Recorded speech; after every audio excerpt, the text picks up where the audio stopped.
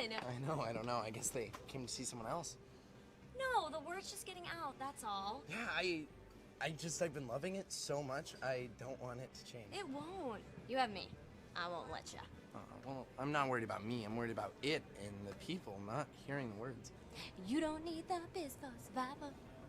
Is that perfume? Yeah, do you like it? Do I have to? Uh-oh. No, I like your smell. I miss it. How's work? I don't want to talk about it. I don't want to talk about it unless it's good.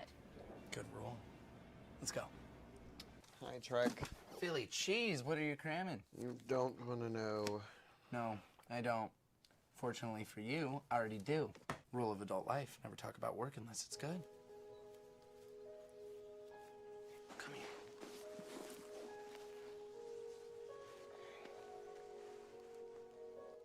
You okay? Are you gonna puke? Hey. Hey. So, do you know what happened for the first time in this sleeping bag? I have no idea. Well, months ago. 12. 12 months. Look at us, keeping warm for an entire year. I'm not a loser. All right. I'm trying things, right? By the time I'm your age, you're old as fuck, I'm gonna be the CEO of a bank, you know? I'm gonna be making like 120,000 or more in like 2 years. What are you doing with your life? No, my mom would kick your mom's fucking ass. My mom is dead. Do you want a hug or something? All right, sure. Okay. All right. Yeah, not too close. All right. We're very warm. All right. Yeah. That's good. Yeah. That's good. That's good. That's good. I get that. I used emoticons. Give me my phone. Okay, we have the same dad. Yeah, we're brothers. Please give me my phone. And Please. even though we're not brothers, I'm gonna teach you how to live. Listen. No. Wait, what are you doing? Microwave. Put it in. What? No. Get some smart. I've just been here longer. And if it makes you feel any better, every single person outside in all of those buildings, every light and every window contains someone going through this exact thing.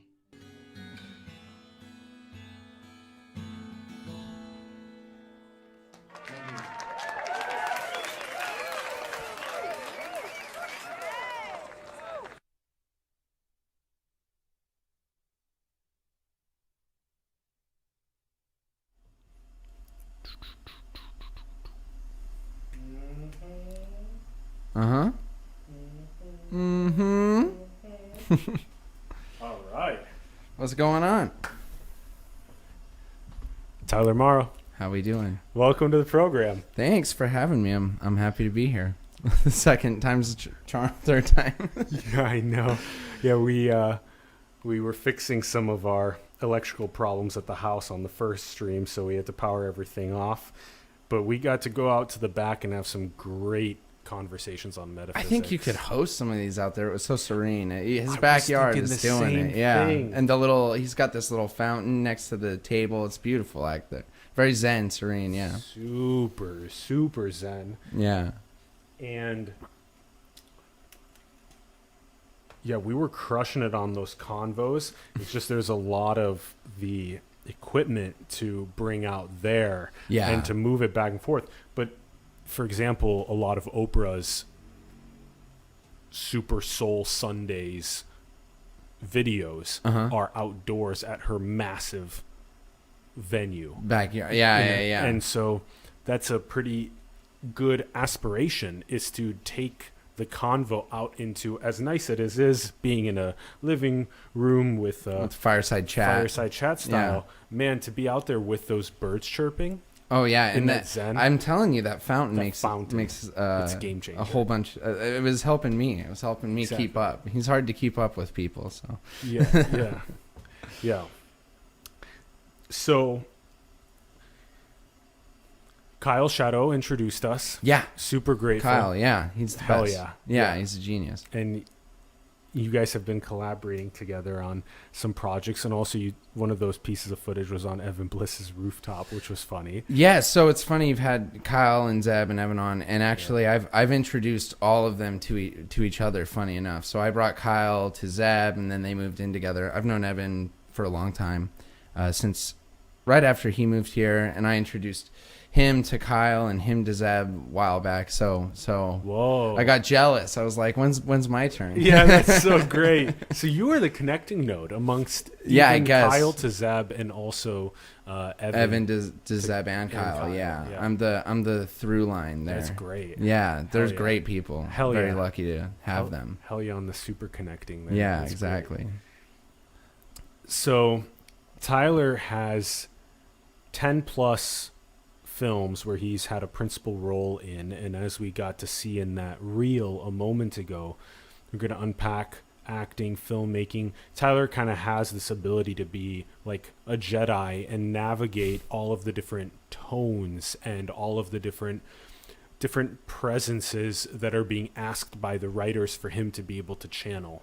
And that is a very good skill set. It's kind of like Joseph and the Coat of Many Colors from the biblical stories. Yeah, stuff like that. And in that first session, what we were talking about before we had to cut it short was that Tyler made this comparison where he said that each one of these productions is like its universe. Yeah.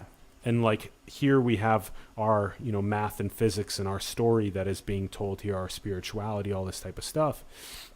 And each one of these productions has their own tone and their own essence that they want the actors and the actresses to be able to portray. Yeah, I think the best way to approach it as an actor is like a behavioral law of physics, right? So in a certain project that might be darker in tone, in that world, people aren't going to be lighthearted, and people aren't going to be low stakes with everything. Everything's going to be heightened, higher stakes. And the situation's going to match. And then usually what happens in comedy is that there's an asymmetry. So you have someone that has these heightened stakes over something as innocuous as a cell phone, or the world around them is just blowing up. It's insane. And they're kind of just the normal guy. Those are kind of the two comedies that you typically see, are ordinary people in extraordinary worlds, or ordinary worlds with extraordinary people.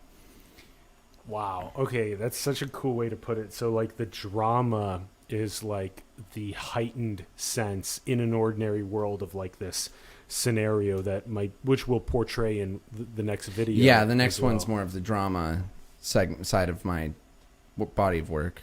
And then the extraordinary sort of asymmetry that occurs where somebody is very kind of relaxed while somebody else is super heightened about that's comedy. Yeah, okay. Well, and you can with the one on Bliss's rooftop, I shot it on my T3i, I think. No, anyway, it's the one where I'm wearing the tie for the audience. That one, you kind of have that.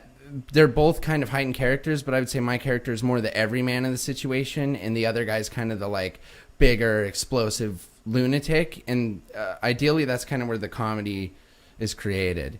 Is the juxtaposition of these two, and they have to deal with each other. Like Jason Bateman is like, he's always the everyman guy. Like in Curb Your Enthusiasm, he's the normal person trying to rein in the crazy world around him.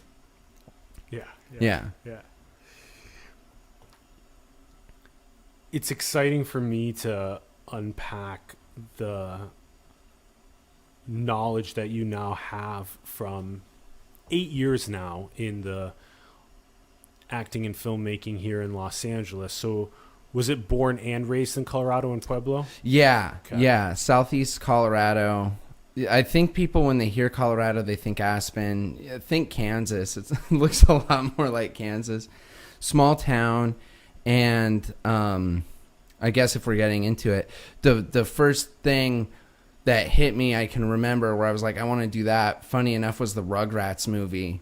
There's this scene with the brothers in the rain, and the older brother has this jealousy because it's the new baby and all that. I'm like embarrassing myself This is here. great. I love this. So I start Rugrats movie. crying, dude. I'm like this little kid. I start crying, and I get addicted to that, to crying to the Rugrats movie.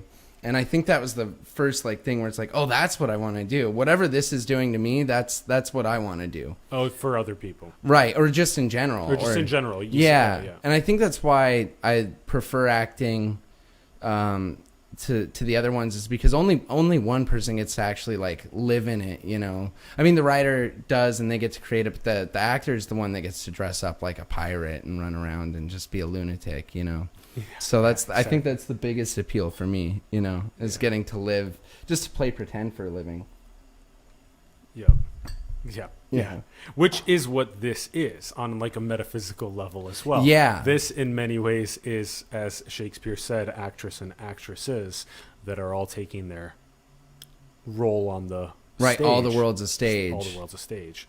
And then similarly, now it's just like as above, so below. Now you do it as well. On top of that. Yeah. I must be, you know, I think that, my going theory is that like life is kind of like a video game in essence. Like if you have that if there's, you know, if you believe in the immortal soul gets bored of being immortal and all knowing and creates life and existence to kind of occupy itself for a set amount of time.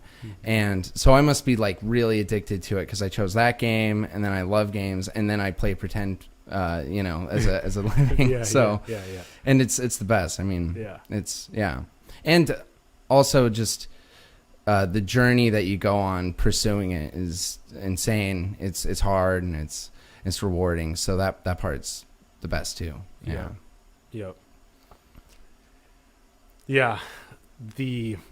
We were talking about this outside also. Leela in Sanskrit, the divine play, and that is in very many ways what this non-dual, not two enigma mystery is up to, is these divine plays that are unfolding, and that we get the playful, the more that we carry a childlike play and innocence and peace and bliss. I'm feeling the shivers, man. Yeah. The more we keep in that as our essence, the more, in a sense, we are with the, if you will, the spirit of the formless, of that unmanifested, of that source or that God.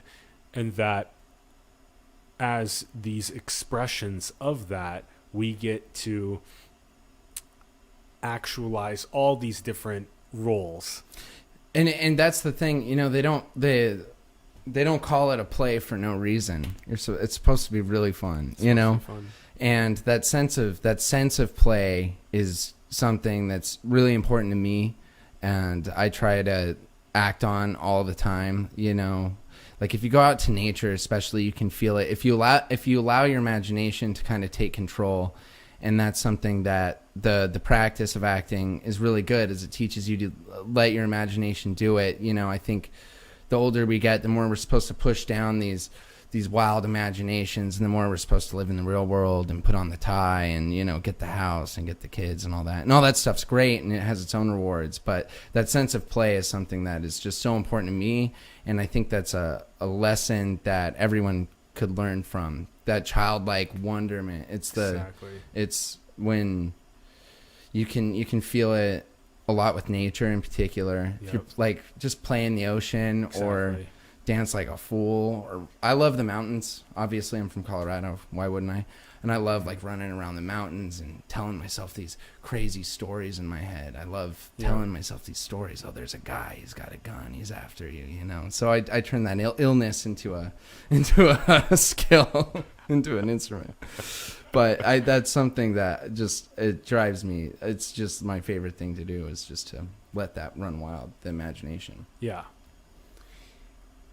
That's why it's called Imagineering at Disney, right? Yeah, exactly. It's so important that the childlike explorative imagination is not quelled by the economic machinery that sort of indoctrinates children into separation and into ego and into pursuit of money and material objects. Exactly. And the more that we sort of let the child's imagination roar, the more that they are able to provide solutions to many of the greatest challenges that we face as a planet as well. Yeah, and that's something that is really great about movies in particular, if you think about it, the iPhone was on Star Trek in the 60s. So because you don't have to abide by any of this real world BS when you make something up, you can actually end up solving problems that haven't even come up yet. You know, you see a lot in films right now, filmmakers, writers, screenwriters in particular, are wrapping their head around the idea of climate change, this impending doom that is very real. And some of these movies are coming up with solutions. Who knows, 10, 20, 30 years down the line, they actually might have to implement these solutions that people are coming up with in fictitious work. You know, It wouldn't be the first time. Yep. That's a really critical part of filmmaking and writing in general, is to, as you create art, it's actually most principled in art in general, as the most umbrella term we can say here, that whether you're writing a book or music or film or whatever it is, that the more that you're expressing the truest essence of what you're here to express, at the same time as communicating something of wisdom, of value, of relevancy, of solutions, of insight to maximize well-being or prosperity or abundance for society, that's kind of like the sweet point of art. Yeah, on a societal level, I think art can also impact you on a personal level. Totally. One for me was like Good Will Hunting in particular. That's a film where I think anyone who watches it gets the sense that you're not alone, you know, in a really intimate way. We're really cut off. We live in our own worlds. In fact, even the family unit is kind of disappearing as it becomes. So you're seeing people that are really, really isolated to themselves. So that's something that art does to me that's really impactful, is I'll see something and it'll be so vulnerable and so true to life. The more specific you get, the more broad it is. Everyone knows that, right, with art. But the more that someone's putting their heart and soul into it, that affects you, that shows you you're not alone. And that's in a sense an act of unity, which I think we do need. Our square footage gets bigger and our friends groups get smaller every year.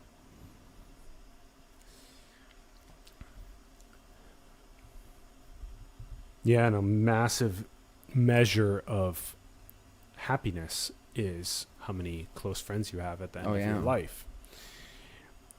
Another sort of way to approach talking about this is sort of unpacking for us the essence of what it was like making the move out here. So, you know, the Rugrats movie and getting excited, and and then like, you know, at 17 making the move out here. I was saying that I moved to Silicon Valley when I was 19 myself.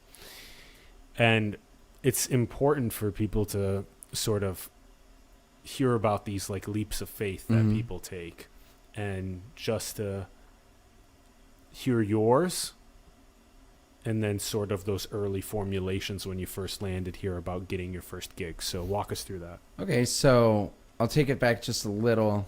I see the Rugrats movie. I go, I want to do that. I started working with a local theater, a couple of them, but one in particular. A bunch of years there, and I'm talking to all these older people, all these adults, you know, in a tribal sense.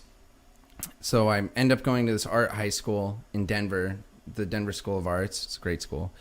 And I'm looking at myself, I'm 17, and I'm like, I'm not going to graduate until I'm 19. Then, you know, even if I go to Juilliard, which is like as great as it gets, I get out of there, like 24. So I'm hitting LA with no credits. So, and I didn't want to do that. Sorry. I'm like way ahead of myself. So I call my mom and I was like, if I got accepted into a college, would you be okay with me moving to LA? And she was like, of course, because she never thought that would happen.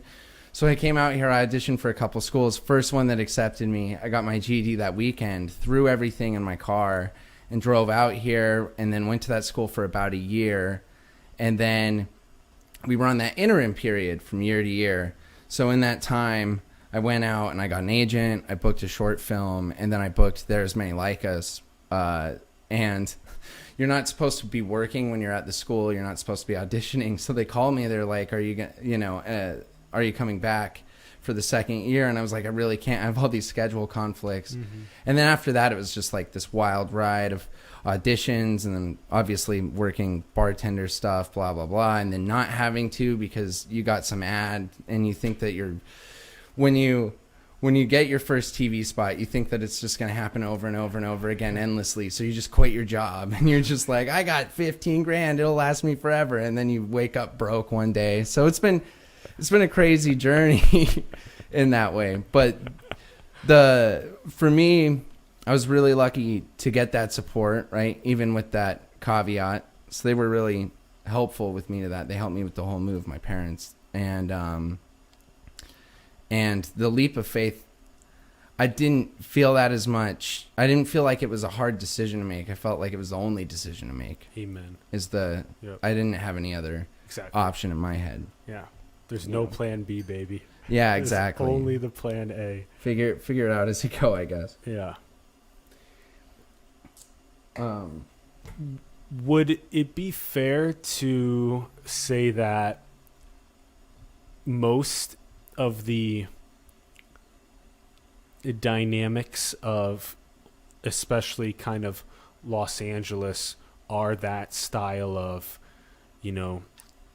applying for the auditions yourself to start, and then going to these different casting calls where you're performing what is being asked of you in a role. Yeah. And then, getting a green light, you're like, yes, whether it's an ad or whatever it is, and then getting some sort of maybe chunk of change. But simultaneously having to work another gig. Oh, yeah. To be able to get by. Oh, yeah. And so the sort of process of thinking that, it's just going to keep rolling in. Doors do open. They do open, but it's not so like sudden that it's exponential. No. Immediately. It takes a really while. Yeah, you do and I've run into, if you work at a restaurant for 10 minutes here, you'll meet 1,000 actors that all work with you. And it happens to a lot of people. You book this one ad, it's 5-figure check. You're like, that was a day work for 5 figures. I'm set. And then it doesn't happen again, And so that was something I did. I was like, no, I can ride this all the way. I've got this string of gigs. And that was a hard lesson to learn. I kind of wish I'd just kept working and bought a house, So, but it's not that uncommon. I think a lot of people, when they get that first big check, they think it's okay. Now it's happening. I put in the work, and the work just doesn't end. So then, is it also fair to say that usually after you get one of those first gigs, that then you are looking for a manager and an agent? Oh, I would. How long does it take to get that in motion? Like, approximately when does that happen? You should be trying to do it all the time. All the time. So as right soon from, as you right hit from the the pavement, beginning? Yeah. Okay. If what you want to do is get good headshots, and they cost right now about like $600-$700 for about 3 good pictures. Yeah. But it's worth the money. You want to get a demo reel. The cheapest way to go about it is to book student films. And then as soon as you have those 2 things, screw your resume, screw it all. You should just be emailing tons of agents. Yeah. You want to be represented as soon as possible. Yeah. And you usually want to have the manager and the agent. And if the agent gets you the big gig, it's worth the 25%. Yeah, that should be a massive priority. Or at least it was for me, and it worked out well. Yeah. Yeah. Yeah, that's beautiful. So headshots and demo reel. Yeah, and what do you put in your demo reel if you just whatever footage you have? I mean, do you like go out and like do something and like have the student capture that, and then you go and do something else and have the student capture that, and then just stitch all these together? If you're in LA, you've got these great film schools, and part of their curriculum is to make student films, right? To make films as projects. So submit for as many of those as possible. It's actually great. It's the safe place to practice the audition process. especially so you don't make an ass of yourself in front of like casting directors, which I'm sure I did. I feel like I kind of jumped the gun. But yeah, submit for everything that you can. As soon as you have any footage, you should be sending it to agents, I believe. As soon as you have any footage. My first reel, when I came out here, I did some stuff with some kids from the Colorado Film School. Was horrible. It was horrible. Yeah. But it got me the rep, and then the rep gets you the work. Yeah. Mm-hmm. And in this case, the rep is the agent? The agent, yeah. Yeah. Yeah. So someone that represents you. Yeah, representative. Cool. Yeah, your agent, you know, the person that's throwing you at every wall, seeing what sticks. Exactly, seeing what Or sticks. your manager, like. Yeah. Yeah. So explain also the difference between the agent and the manager. It used to be a lot bigger of a difference. A manager, they're going to have a smaller client list. It's a different license, believe it or not. They're all licensed. It's like regulated. It's a different license. A manager, you should typically expect like more hands-on care and take care of you a little bit more. They're gonna probably have a little more input on your materials and stuff. And broadly speaking, they're probably gonna fight for you a little harder than an agent's going to. An agent usually has like 100 clients, 100 plus, and a manager typically has like 50 at the high end. So that's the main thing. It's just more attention and care. And if you don't have an agent, a manager's one of their big jobs is to help you get that agent. That's like what they're kind of expected to do. Yeah. And then the manager's taking like 10% and the agent's taking 20 or something? Yeah, it's all negotiable. A manager, it's more typical for a manager to get 15% and an agent to get 10%. And then agent usually only gets a commission on something they get you. And depending on your contract, a manager might get a percentage of everything you do. Yeah. But it's all negotiable, you know, just like any agent relationship. And are they like multiple year-long commitments, or what is it like? I mean, so you have a bail, usually, so some of them will make you sign a contract. It just depends. I'm not currently in contract with either. We're just working together. Yep. If they do make you sign a contract, it's like a year to 2 years. Okay. But you have a 90-day bail period. If you don't get work within 90 days, you don't like the thing, you can bail.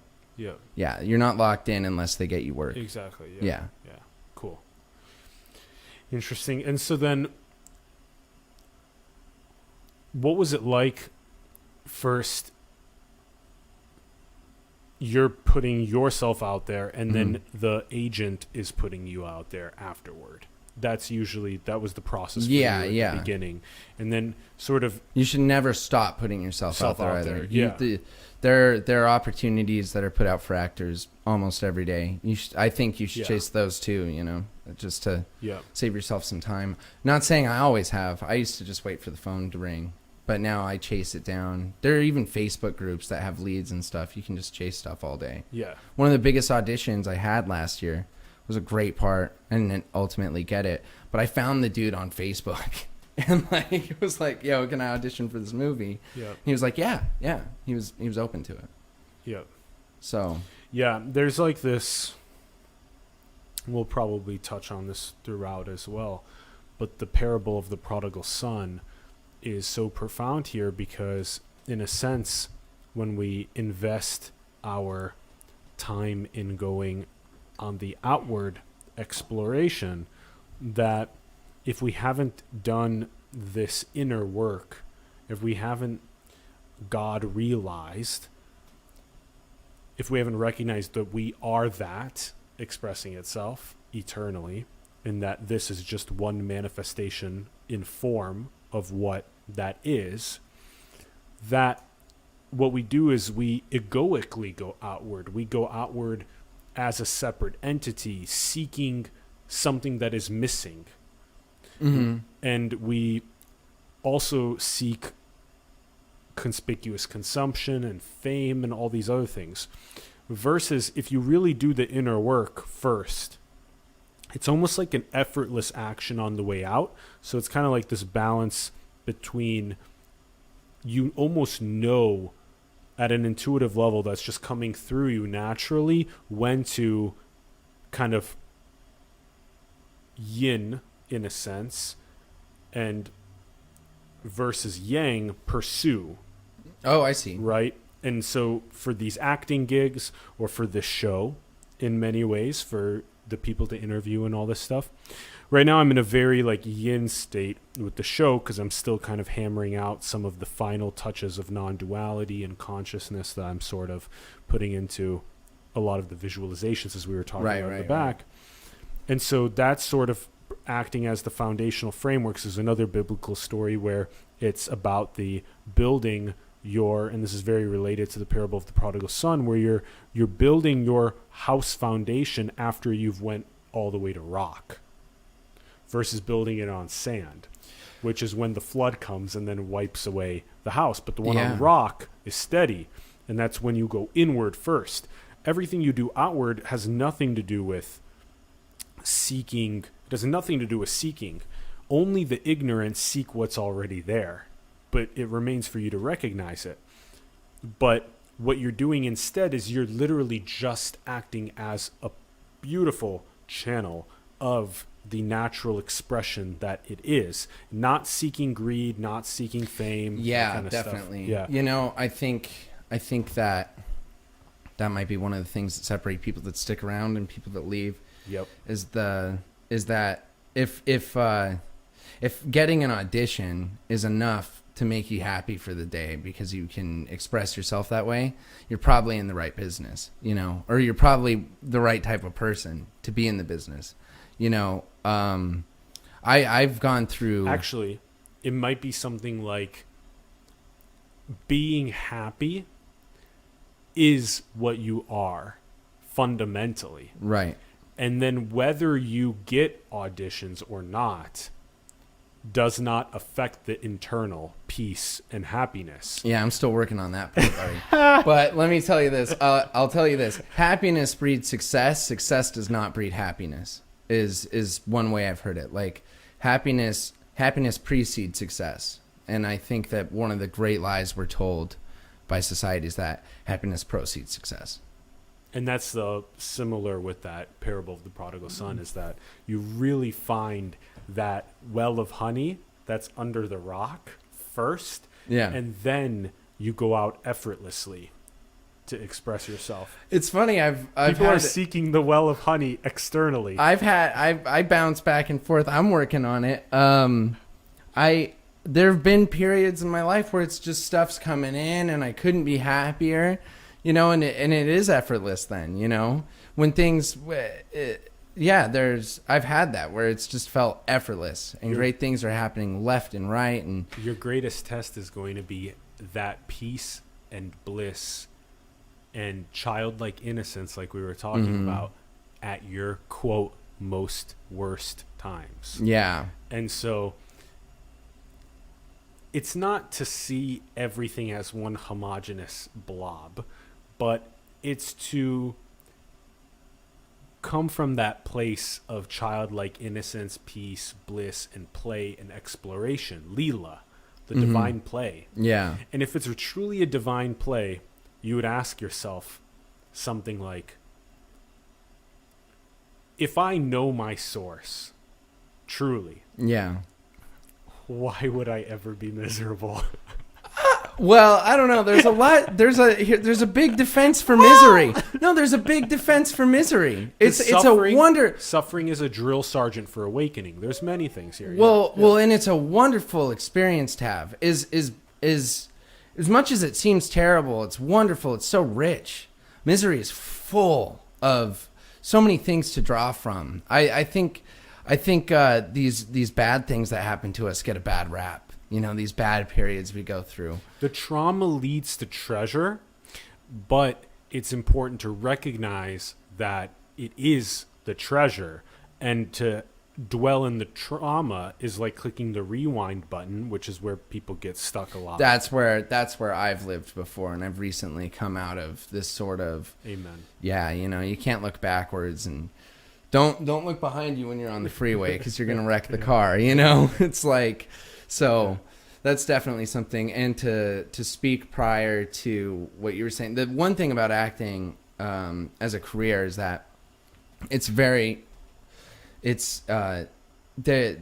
has to be some sort of esoteric reasoning behind it, you know, because things do come to you.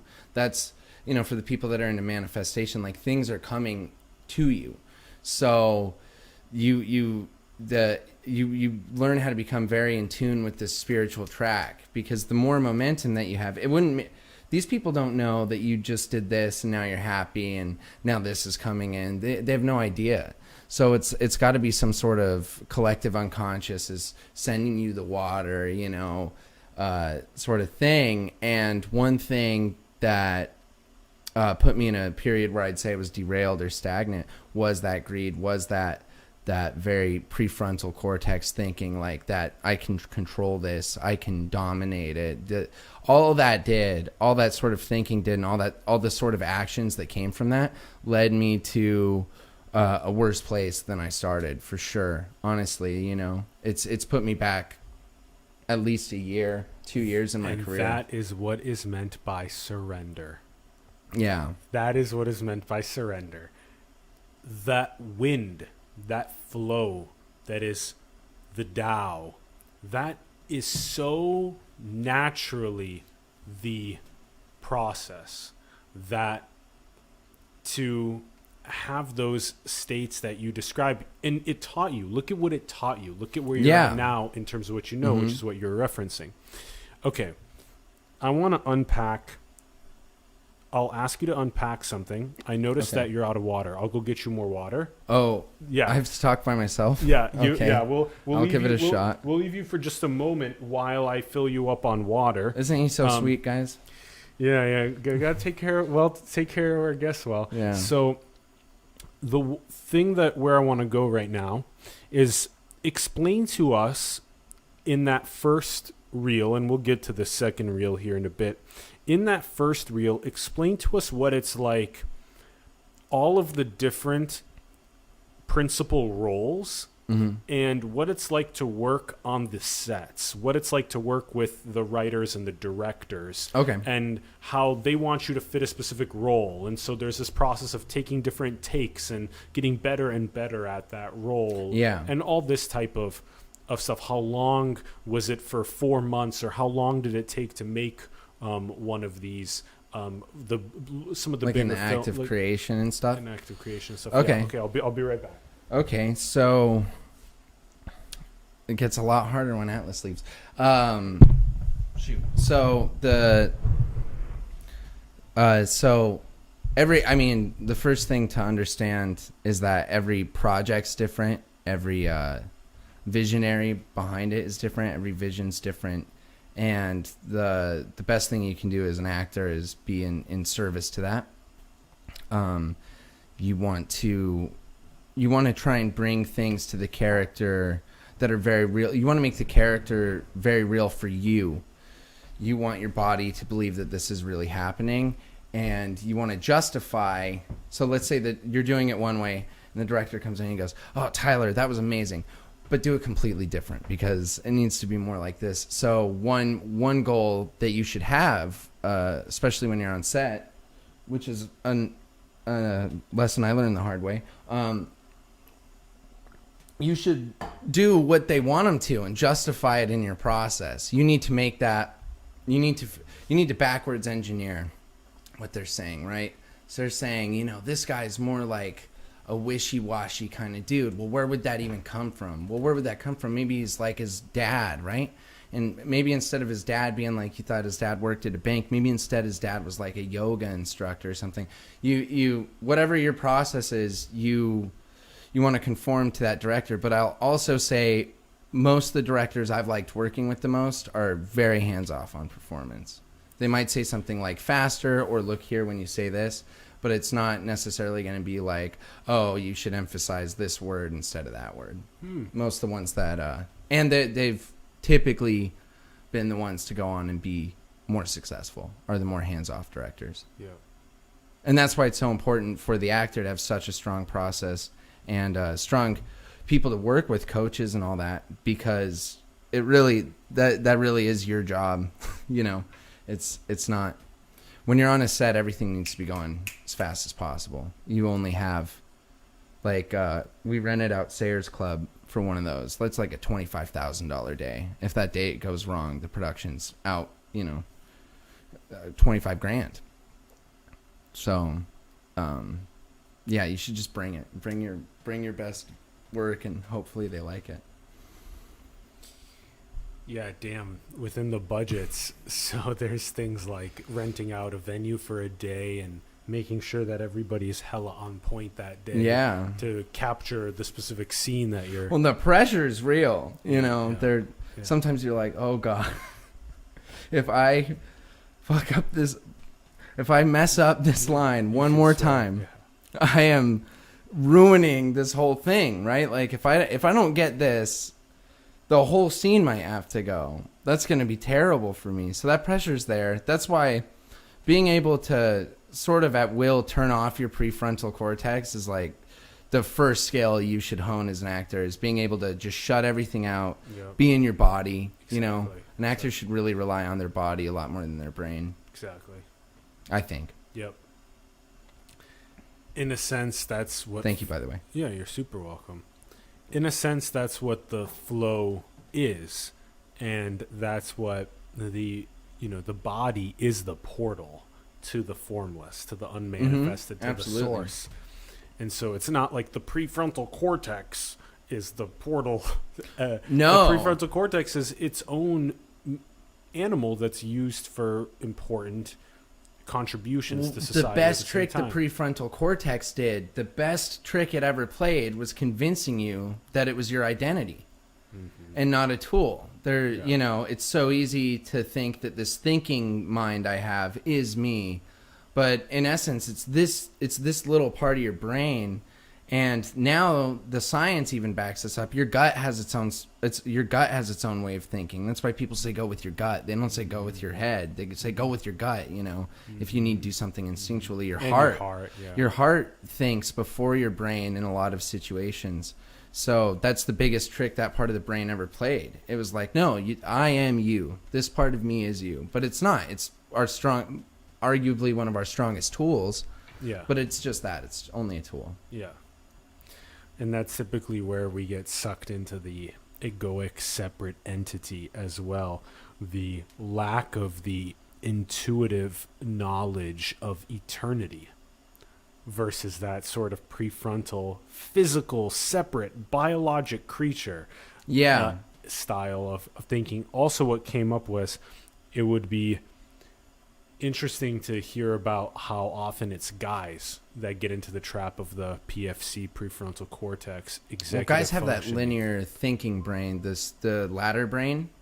So I think it is easier for Whereas us to end up in that. the female gets embodied into the role. Yeah, and from what I understand, and maybe this is old science or bad science, but from what I understand, the female brain is more like a spider web. So they have access to all these different parts of their brain at the same time, easier than a guy. A guy's brain is kind of tick tock, and a woman's just kind of like, it's more like there's a spider web shooting out, and all those pathways can connect to each other a lot easier than a man. And then that's the yin and yang, which also have the fish eye in each of them as well. So you have the little eye inside the black eye inside the white, and you have the white eye inside the black. Right. And so that's where you get into this. That's why when we embody that flow. Sorry, I was on airplane mode earlier. I'm just Oh yeah. No gonna worries. do that really quick.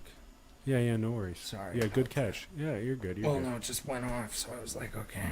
Yeah. Sorry about Yeah, that. you're good. The eye inside of. So what is that supposed to reflect? Well, it's supposed to reflect that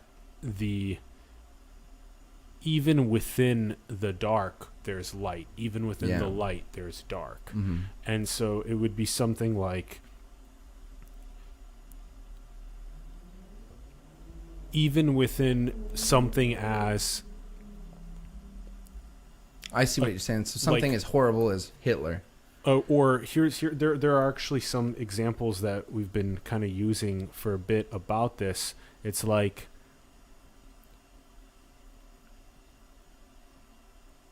in science, Yeah. there's the perverse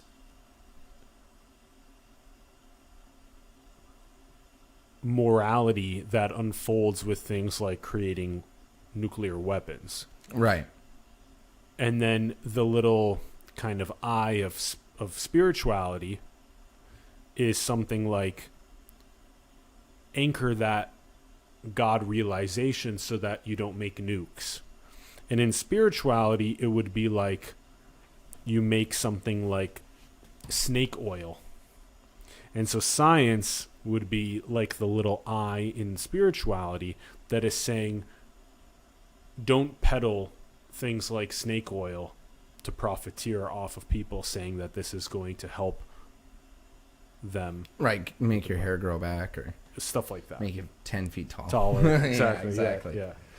Yeah. So another good question to ask you about this would be that what's the sort of scope of, like, give us your scope of interest as well as what it is kind of generally for these different roles that you play in, where it's like everything you mentioned from even a short ad a day, 5 figures, to a... This is the most money I've ever made, by the way, was that ad. Yeah, I know. It's so awesome.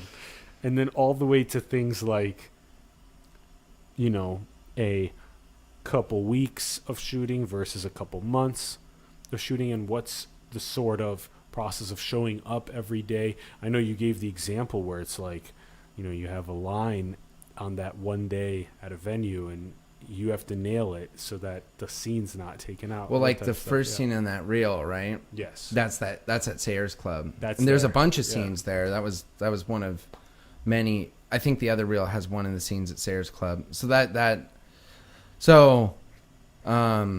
Baby. yeah, as glamorous as it seems, it's a little more blue. It's not as blue collar as, you know, they'll make it out seem at the Variety Roundtable. But it is a little more blue. I mean, blue collar. I mean, typically shoot days are like 12 hours, sometimes 16 hours, almost never 8 hours. You're always at about the 12 to 16 mark. You usually get there either at 7 a.m. or 7 p.m. Like I shot a project. You get there at 7 p.m.? Well, to shoot till 7 a.m. So like if there's a scene in the dark, Yeah. or 2 scenes in the dark in the movie, you're going to shoot those out in one night. So you're going to get there at 7 p.m., shoot all night, and then leave at 7 a.m. or 9 a.m. I actually worked on a project that had us driving around all over California. Ojai, Orange Sunshine. It's really cool. Check it out. It's on Amazon. We were driving Ojai, Laguna Beach, all over California. Usually you'd get up at like 3, I'd show up at about like 6, you get in hair and makeup at about 7, and then you leave at about like 7, 8 p.m. And then after all that, these days where you're waking up at 3, then the next week there was this studio that you can rent out cheaper if it's at night. So you're kind of seeing where I'm going. So I go to bed at 7 p.m. on Friday, Saturday, Sunday. I was smart. I started adjusting my sleeping schedule as best I could. And then the next week, the shoot was from 7 p.m. till 9 a.m. because the studio is cheaper at night. Yeah. So usually you're just trying to be as flexible as possible. And typically when you're working on a film, you have like very little time for anything else, at least in a higher capacity. You know, a lot of parts in movies are a day or two, you know. You show up for a day and sometimes it's a half day, but like these leading roles, these principal roles, the leading, the main guys, it's an all day, every day, day in, day out, monthly thing. Yeah, like 7 days a week. No, because SAG said that's a no. So 5 days, 5 on, and 2 what's off. SAG? SAG is the Screen Actors Guild. So it's our union. It's the union. Yeah, it's the union. And yeah, that's one of their many protections. You also get, you know, that's why you get overtime on SAG stuff. So if you do a project at 300 a day is your rate, and in a typical day you're going to make like 500 because you're going to be there for 12 hours. It's based on how long you're there. Yeah. Yeah. And then it's interesting. So then the SAG limits it to what, 5 days in a week? 5 days on, 2 days off. Yeah. Yeah. Because So then you have something that you can do in those 2 days. Yeah. Yeah. Relax yeah. and exactly. And hopefully it's a good use of your time, whatever you do in this. Damn, those 2 days. that 7 p.m. to 7 a.m. shift is crazy. It's so worth it though. Though what blows my mind is that crew does it because they work so much harder. Crew works really hard. Yeah, acting is just so getting the gigs is a living nightmare, but once you have the gig, it's like royalty compared to what what crew goes for their own. Yeah. That 7 p.m. to 7 a.m., I probably spent most of my time chilling out in like some corner, on my phone or whatever, just waiting to be told what to do. Whereas a gaffer or something's running around like it's an Amazon fulfillment center all night. Yeah. So yeah, exactly. I don't know. It's crew's working really hard. Yeah. Even principal roles get these breaks throughout the 12 hours, and when they move the camera or whatever, they send you off. It takes like half an hour. It takes like half an hour to move the camera, get all the lights and everything right. It takes forever. Yeah. It takes forever to shoot one scene. Yeah. I think the average, when I moved out here and learned this, the average was like 4 minutes a day is what people shoot. Like 4 minutes of actual footage. It's probably higher than that now with all the technological advances. Yeah. But yeah, you're getting very limited amount of time per day, a lot less than you would think. Yeah. Those cuts that you were showing us were really strong in your reel. The cuts were really, really well done where, even in that first one where, she was saying, baby, and you were walking in, right? It wasn't her. The video was on you while she was saying it. So like, I'm just saying it's good to see sort of the, every couple of seconds is, even if you're talking, it's a switch from, this angle on you to this angle on you. That's something I did intentionally. And then you finish the sentence, and before you even finish it, the camera's already on her, awaiting what she says next, and then cutting to your reactions. That's really strong. Filmmaking? Yeah. And that's probably, that's more than likely the editor. But there are some cuts in there. So since that's the reel I'm sending out for myself to try and get jobs, I'm cutting out the other people as much as I possibly can. So that's why some of the cuts might seem unnatural. I'm just cutting out everything that's not me in the scene. In that first scene, it's so much about their relationship and their dynamic. I leave a little bit more with her. But yeah. That's really good filmmaking. It's J and L cuts, which is basically like if I were talking, cut to your reaction before I ended the sentence. That's pretty standard. Standard, yeah. Yeah. And what does the J and L stand for? Is that... J goes that way, and then L goes that way. So like they're overlapping. So a J cut is gonna overlap backwards. How does it make sense? Like if you have the two clips on Premiere and it's like that's a J cut, and then if it's like that's an L cut. I see. They're overlapping with each other. I right? see what you're saying. That's cool. J and L cuts. Now I'm following. Yeah. Kyle taught me that. Yeah. Kyle's taught me a lot of lingo. I think we even talked about J and L cuts a little bit with Kyle on the show. Probably. Yeah, those are really good techniques. Yeah. Yeah, editing. Those make it seem like film. Well, yeah, and editing is just it's another unsung hero, I think the three most important people to the like actual creation of a movie are the writer, director, and the editor. Those are the editor's just a little slept on, I think. Yeah. The writer, director, and editor, and then also the crew, the actors and actresses, and the audio, the audio engineering and the mastering of the final audio, which goes into the edio, which is the editing. Edio, yeah. I was like, do you know some word I don't? Editing, the editing, audio, the edio. Yeah, That's post. funny. And it usually takes the longest is post. Yeah. Production's all the fun stuff. It's post where I've done some of that. Like I've done some editing work, and it's way harder. It's so tedious, bro. Post. Why do we do these live? Yeah, exactly. Right, you're editing on the fly. Actually, you look like a wizard. He's doing all this. Yeah, I worked for a production house as an assistant editor on the Emmys one year. It was the In Memoriam. We were working like 60 to 90-hour weeks, like just editing all day. Exactly. It's yeah. horrible. Yeah, it's horrible. Yeah, sitting behind the computer, it kills your eyes. it kills your eyes. It kills your Yeah, typing does that a lot. typing mouse. I had to switch to ergonomic going this way as a mouse instead of flat like I've that. seen 'Cause that. It hurts. Yeah. And then My cousin's a screenwriter. His carpal tunnel, he's 30 maybe. His carpal tunnel is just crazy. It'll ruin his whole day. He'll get bad carpal exactly. tunnel. It'll just ruin, Yeah. exactly. Computers are, as great as they are as a tool, they're not very body friendly. Well, we're about to get to where it's in that augmented reality environment, and it's as simple as just clicking and dragging, or even thinking with the Neuralink. Yeah, I hope so. And then all of the creativity is a lot easier, and all these JNL cuts and all this audio mastering and all Even this just stuff. look at, so not a lot of people know this, I guess.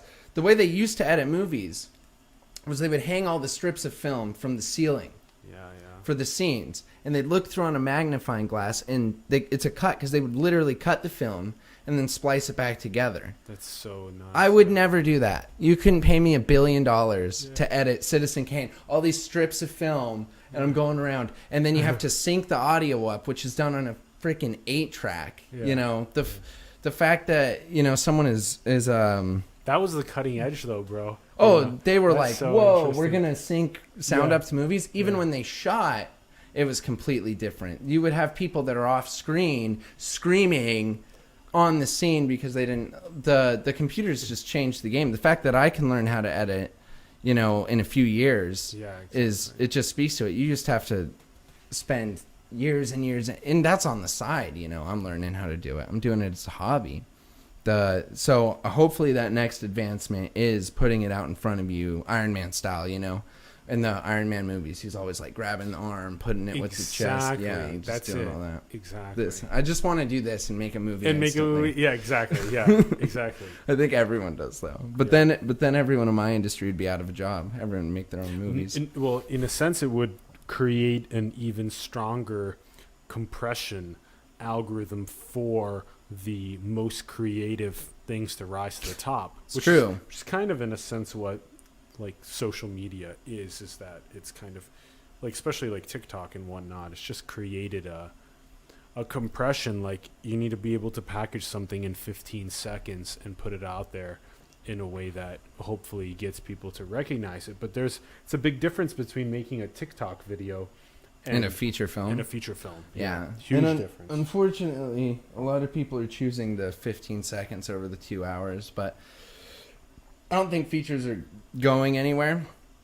So when I first moved out here, I would sneak in. Because the 15 seconds is way less of a time investment. Yeah.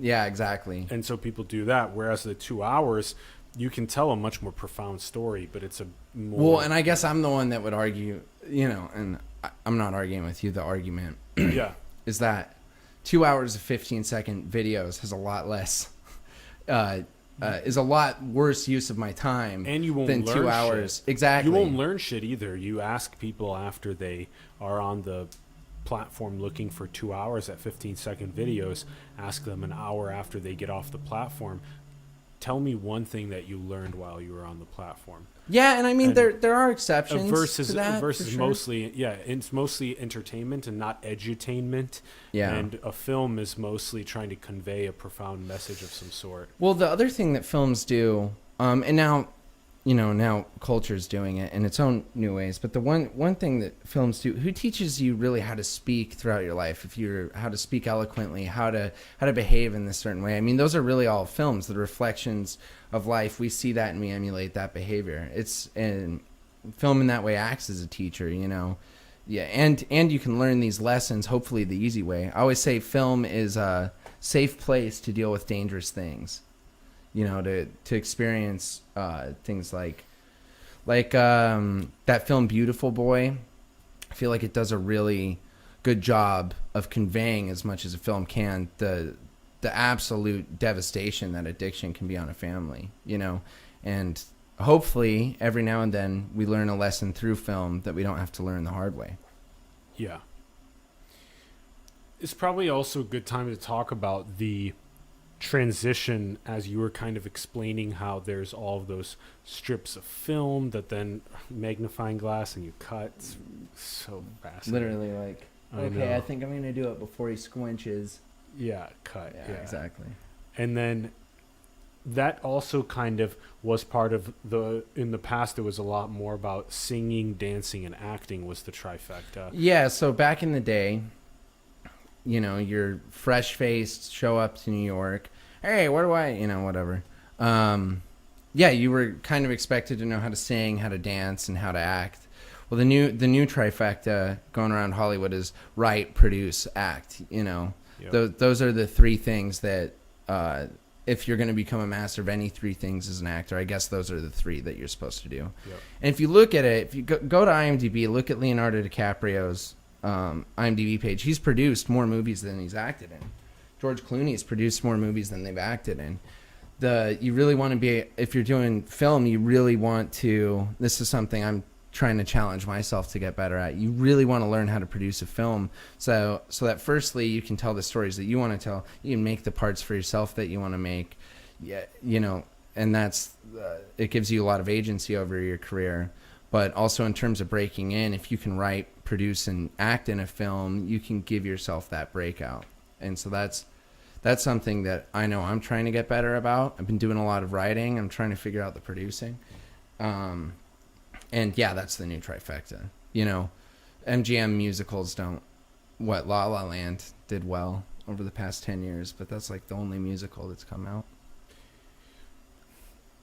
Yeah, that's probably one of the most common resonances for me as well of being here, is doing a lot of writing of this animated series Chimps that we're working on, and all these other kind of docs and anthologies and all these other types of things. Yet the production side of it is where people like Kyle come in that are just a lot stronger on those kind of J&L cuts and just getting all these other kind of things together. So to sort of learn the ropes, even though we can do this sort of live setup of a podcast is great, but it's not like that editing that we were talking about that really draws together the audio and the video into something that is so profound. And on an acting level, I'm definitely getting some of those ropes as well, which is very fun. You're getting lots of credits in many ways. And in this sense, we're approaching our 720th interview. Yeah. And we're also approaching our sort of my essence becoming more and more like completely free in the sense of like expressing like characters and play and that kind of a thing a lot more fluidly and dynamically. So I'm kind of getting some of those ropes. So I'm totally feeling like LA's vibe kind of landing more and more in our kind of soul of the show as well. And then well, that makes sense. Yeah, exactly, because we're rubbing off on each other, like in the sense of like the show simulation, the ethos of bringing these biggest questions about metaphysics, non-duality, consciousness to the hearts of these different influencers and celebs on the show. It's no, but the LA's also rubbing off on us with writing, producing, acting. Right. Well, it's no coincidence you moved to the entertainment capital of the world, and out of nowhere, how do we get our message across? Let's do it through entertainment. Exactly. Those things don't. One thing about LA is it's kind of like a pressure chamber. It's literally where stars are born. There's so much pressure under it. There's so much compression that I think if you survive it long enough, you come out a pearl, you come out a diamond. Or whatever. But a diamond and the intense pressure and temperature that diamonds form under is very much like the humans themselves. Is that we also are naturally from our birth a diamond, yet it's up to us to require that to register, to recognize that we are that diamond that already is. Yet of course we gain a lot more wisdom and insight as we go on.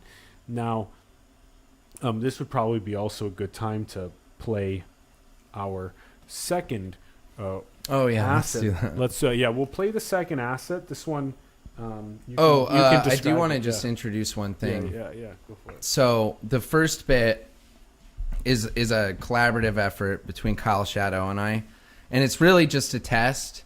I was hoping to show more, but as the California went back into another lockdown, we couldn't get as much done as we wanted.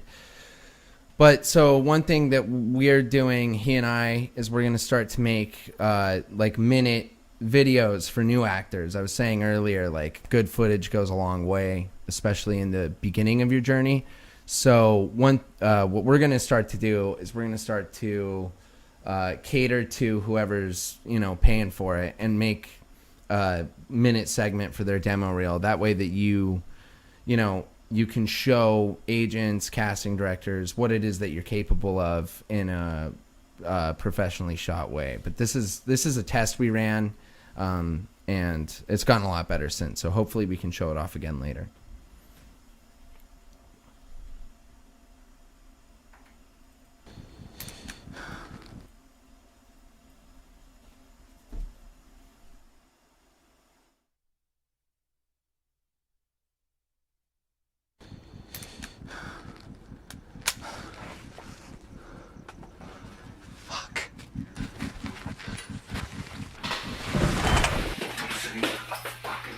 Word. Don't make a fucking sound, okay? Over there.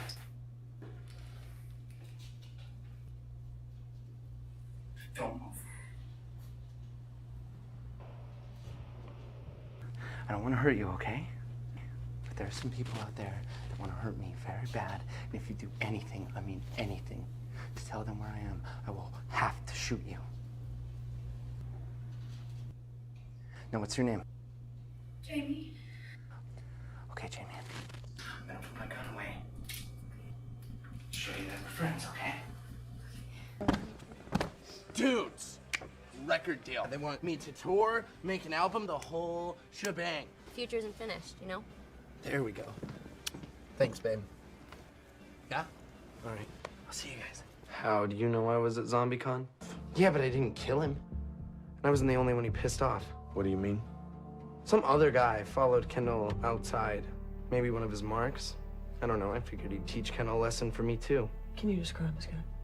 About my age. Skinny, tattered clothes. His makeup was super elaborate. Anything else? And he had a limp.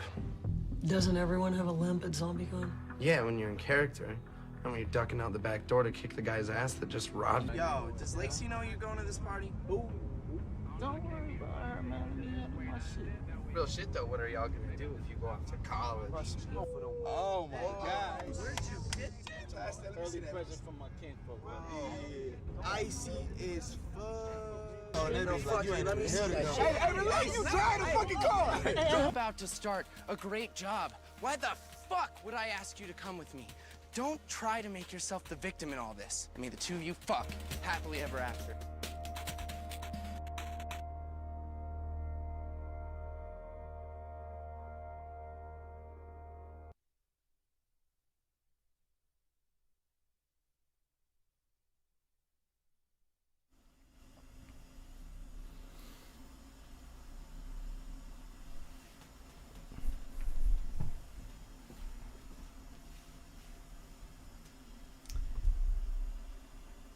Yeah, the nuances there are unique and also similar to that first one. Well, there I Yeah. used 2 bits from two of the same projects.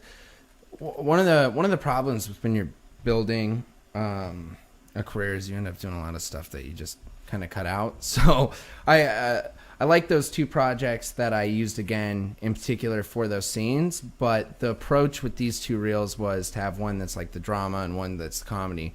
So I took the lighter elements of those projects and put them in the lighter reel, and then the darker elements and put them in the darker reel, because I see. usually only send one video I see. to a casting director. Exactly. So if the character's like a Tailored. murderer It's- or a criminal, I would send them that second Second one. one. If the character's like cute guy kissing hot girl, I'd send that first one. Yeah.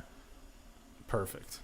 That makes perfect sense. Yeah. But that's why there's that cross with the projects. Yeah. Because there's some other stuff I've Oh, done, so then there's the differences and the similarities because Yeah. they're from the same project. yeah. But like the guy's kind of being an asshole instead of being nice. That guy's kind of being an asshole instead of being nice. Well, Yeah. if the guy's an asshole and he's screaming at a chick in the thing, we'll just show the asshole parts.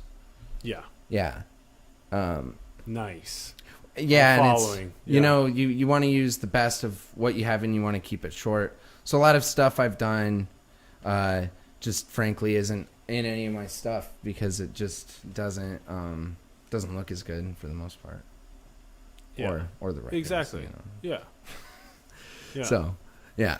Yeah, it's like kind of looking back at our interviews from like 3 years ago. It's like, Yeah, right? Yeah. That's not your best foot. Yeah. Don't put yeah. that forward. That Yeah, didn't happen. exactly. Keep it on the resume, but don't go look at it, please. Yeah. Yeah, I did this one. It was called Train Robbery 3. You know, Yeah. like, Yeah, Well, you that's did it. funny. Yeah. It's funny looking back at, you know, your acting from 3 years ago and, you know, my interviewing from 3 years ago. It's funny.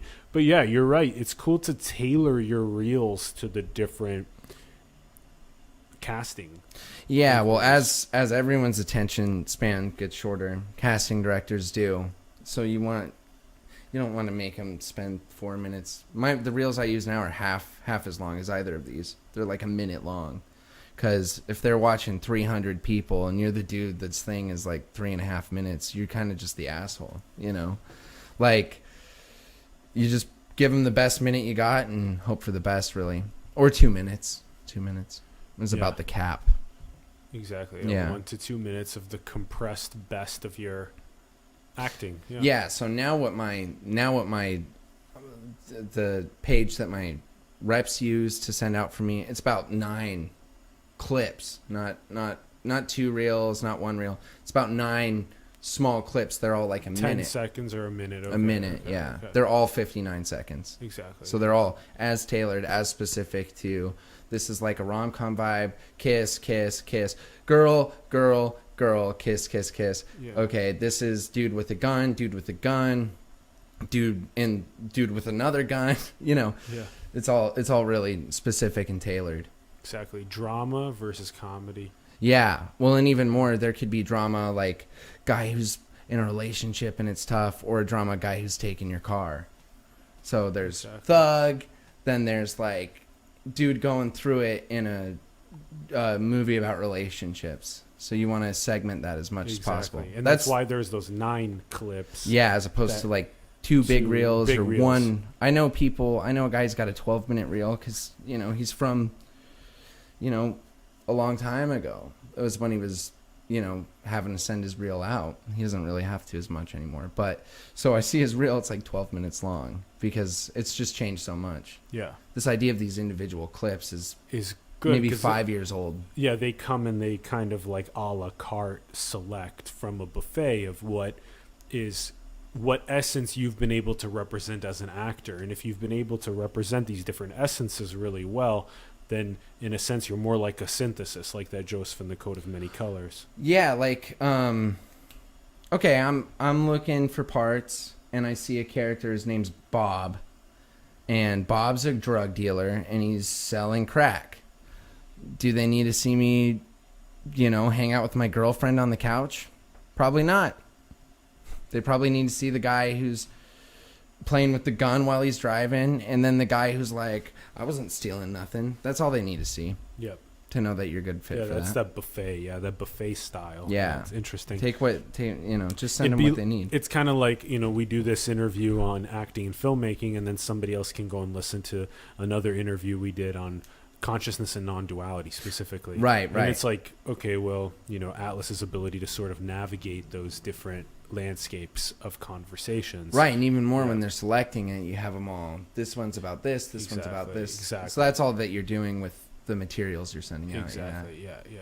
I love that sort of buffet style approach. It's kind of like what the channel looks like in terms of like the landing page of the channel with all the different playlists. The service that you use to get acting jobs in terms of the video content is very similar. So you'll send one picture, you'll send one video, then when they click on it, they'll see all your pictures. Unless you omit some, you can omit as many as you want. They'll see all the pictures, headshots. They'll see all the videos, and if they want to watch all the videos, they're all there. What is that service called? It's called Breakdown Breakdown Express is the agent's version, and then the actors is called Actors Access. Actors Access? Actors Access, yeah. So if you're an aspiring actor, sign up now. It's like $100 a year. Yep. And then they charge you for everything, every picture you put on. It's not a cheap pursuit. But it's cheaper than opening a restaurant. So as soon as they click on the image of your headshot, it's going to open up the other 20 headshots that you have. Yeah, whatever you don't omit. Yeah.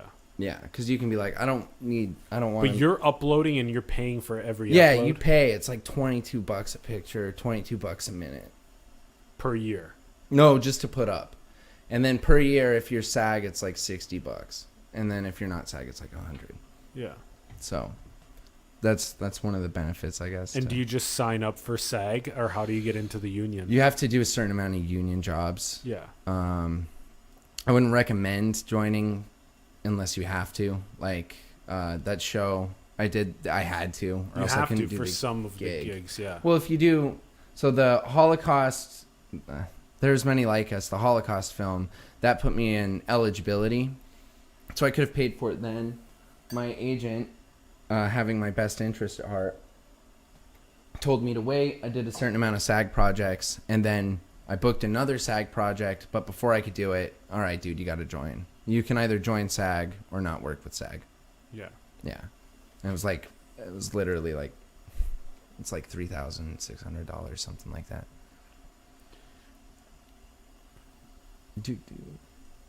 Yeah, there's and then what's the sort of process for, like doing things like getting listed on IMDb? So at least for me, it was, they put me one of the first projects I made, they were like, we're gonna put it on IMDb, and then you pay them, I don't even know how much. There's a lot of there's a lot of websites. You pay a lot of money to be on all of them. Yeah. Yeah. So I don't know what IMDb sounds a lot is. like I think it's pretty cheap. Yeah. It's like it sounds a lot like the social media reach with the programs and stuff. Yeah. Well, yeah, and IMDb, the main reason an actor uses it is because if you have IMDb Pro, which is the actor's version, every agent in town, you can get their email. Everyone's email and stuff is on there. So it's mostly to chase down reps, chase down directors, get their emails, harass them. And what are you usually trying to message them? Like that, so it'd be a good idea to get IMDb Pro, like if we're also wanting to interview some of these leaders. Yeah, absolutely. Absolutely. IMDb Pro is going to give you access to all kinds of, maybe not who you're looking for, but whoever represents them. Yeah.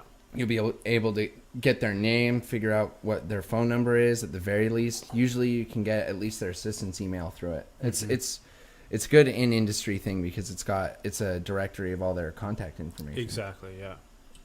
Also, let's say like I'm looking for an agent. I really like so-and-so from this and that, the TV show, the actor.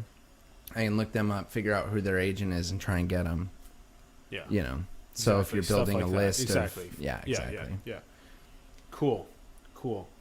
And then, so Amazon bought the rights to There Is Many Like Us? I think so. Or so. Something this was like published like 5 years ago. Yeah, so our premiere was in 2015. And I don't know why it says 2020, but I'm glad it does because people will see it some more. It's like the first project I worked on out here. It's like a documentary narrative drama. It's on Amazon. But yeah, so I don't know exactly what happened, but we had a release in 2015. I don't think it did particularly well. It did pretty well in Europe from what I heard. And then I'm assuming that the distribution company sold the product to Amazon because the director likely sold the product to the distribution company, and then the distribution company sold the product to Amazon because they're all assets. They play with them just like when businesses buy up. When Coca-Cola buys M&Ms from Costco or whoever. Stuff like that. Yeah. Yeah, but it's a really cool story. It's the story of a guy and a girl. They meet in a concentration camp, and they go on this crazy journey. They end up together outside of the concentration camp. They reunite later. I don't really want to give it away, but it's pretty impactful. It's told by the grandson of those two. Yeah. Which is of Max in particular. Yeah. Yeah. Yeah. And I play Max, and he breaks out of the Holocaust. Yeah. Yeah. The project, the what would you call it? Code name was Escaping the Holocaust. And then this came through the production of the project. The director was like, oh, no, I'm going to call it There's Many Like Us. Yeah. For specific reasons that are in the film. Yeah. Yeah. Yeah. But it's great. It's great. The end of that second reel where I kissed the girl in black and white, that's what it's from. Exactly. Yeah. Yep. Yep. I need to get a poster.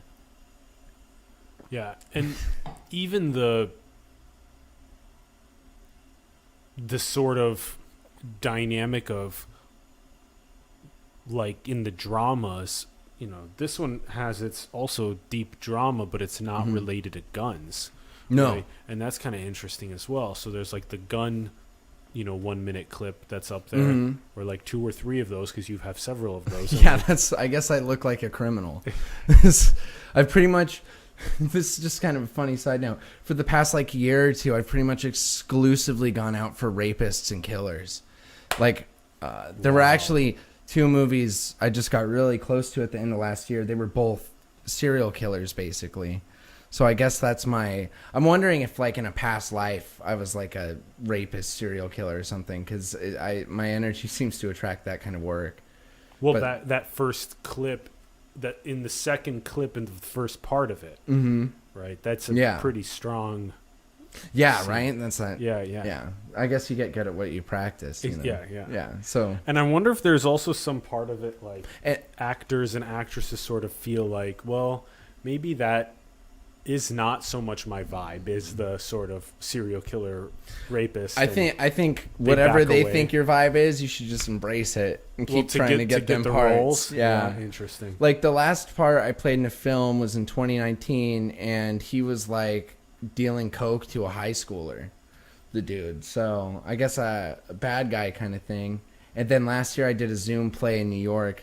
So that's kind of interesting thing to come out of coronavirus was, you don't usually get to do theater in New York from LA, but because they were doing it all over Zoom, I was like, hey, can I join in? And that guy was a rapist. So I guess, I guess that's, oh my gosh. Yeah, it's interesting. You can find the links in the bio below to the different films we're talking about and Tyler's pages. And also look at me on IMDb. It helps there's a stat. There's literally statistics on IMDb that really help actors.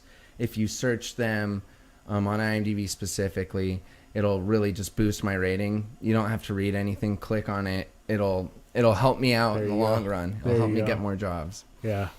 That's so interesting. Yeah, the clicks. Yeah. It's fascinating. So another thing that we didn't touch on yet, but we did in that first session was sort of no worries, this is the link again in the bio to Tyler's Instagram. You have a coach, one of the coaches that's been helping you a lot, Robin Dale Myers. Yeah, she's wonderful. And so walk us through sort of part of that learning process for you on how to what is being taught and how you're incorporating it. Yeah, so I've had a lot of coaches throughout the years. I have no idea how many, but it's been enough that I don't know. One a year? Oh, at least. I did a few conservatory programs where I'd have 6 or 7 at the same time, sometimes 8. So a lot of coaches, or teachers, I guess. She's a teacher and a coach. And Robin... So there are 2 people I've learned a lot from. There's Lisa Robinson, and she teaches, it's scene study. It's a type of the pursuit. And she is a hard ass. If you don't do your work, and you show up to her, she's going to be like, why are you wasting my time? You didn't put enough hours into this, And then, she wants the best for all of her students and her clients. But Robin has this extreme compassion about it. And one thing that she taught me how to do is audition well. There's a big difference between acting and auditioning.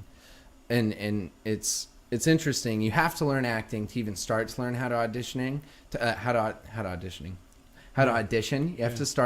to know how to act to even start to learn how to audition, but you have to audition to get acting jobs. So they're kind of inverse of each other.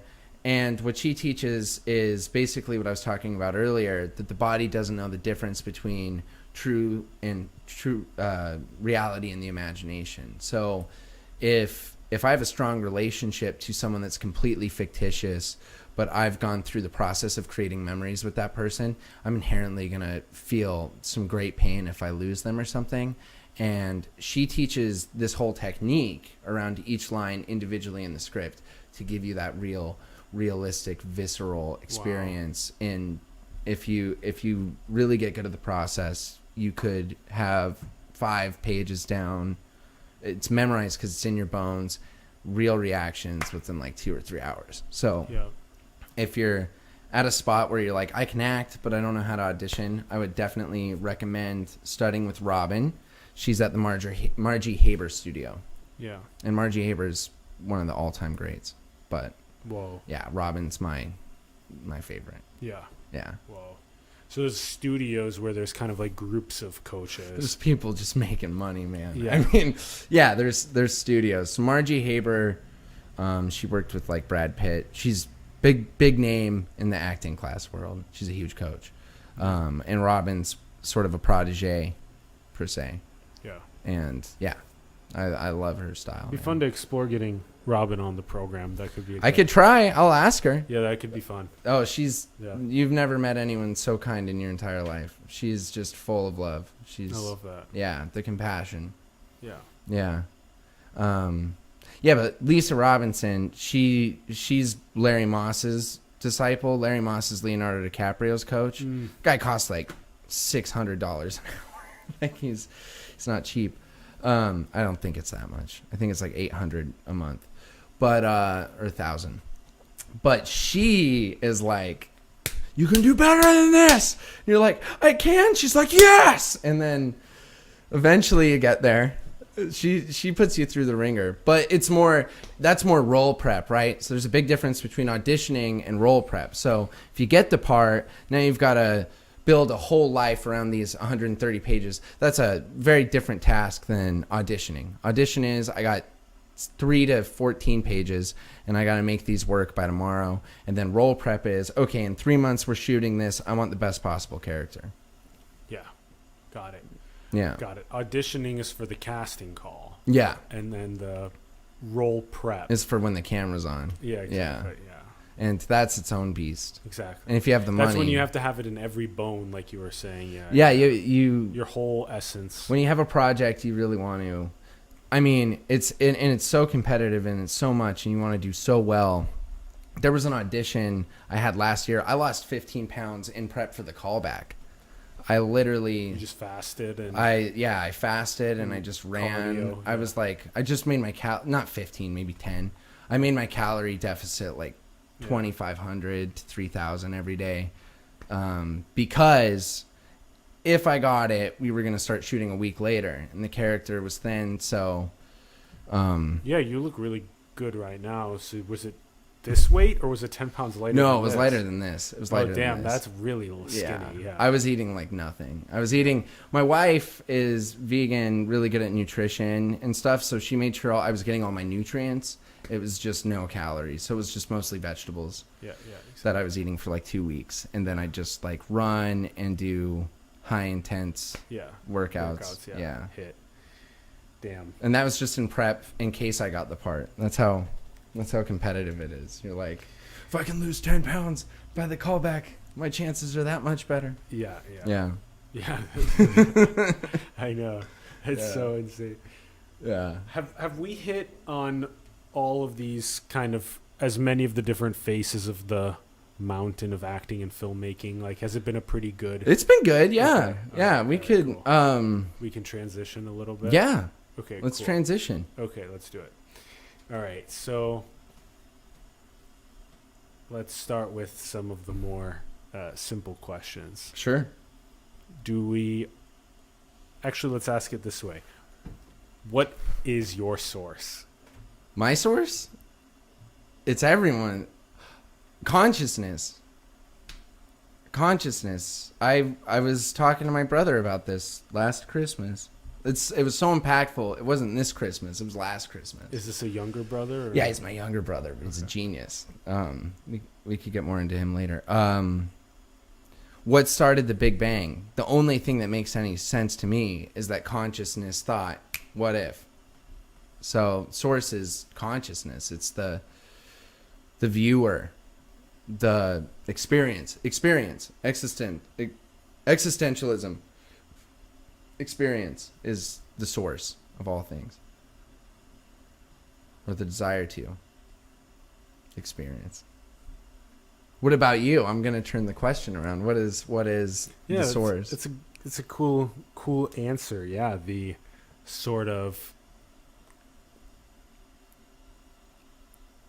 the I is a really good tell also, where you have things like we just published this one. This has a lot to do with that. I saw that. You saw this one? Yeah. Yeah. Kind of that explain like I'm 5 essence to Coloration of experience. yeah, the pupil is what is shared. Right? That's the eye of God. There's those chills again. But then the coloration is the individual. The uniqueness. Yeah. The unique experience. Yeah, I personally think that there's source, and then the organism keeps getting smaller and smaller and smaller and smaller and smaller.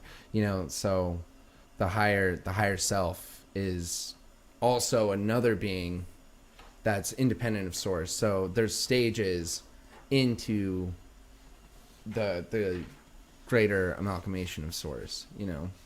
And I guess like the inner rim would be gods, right? Higher beings closer.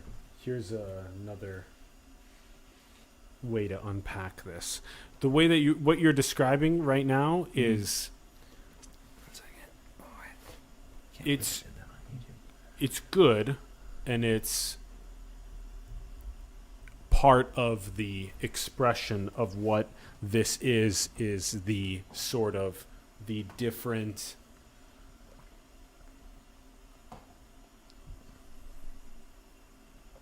layers to it that are, in a sense, between, you could say, the unmanifested and the manifested. Between the formless and the form, it could be that it's not just the human is the portal between those two, but also that there are other layers as well. 100%. And so, yeah. Like gods or higher dimensional beings or stuff like this. Stuff like that, yeah. I think those have to exist. Although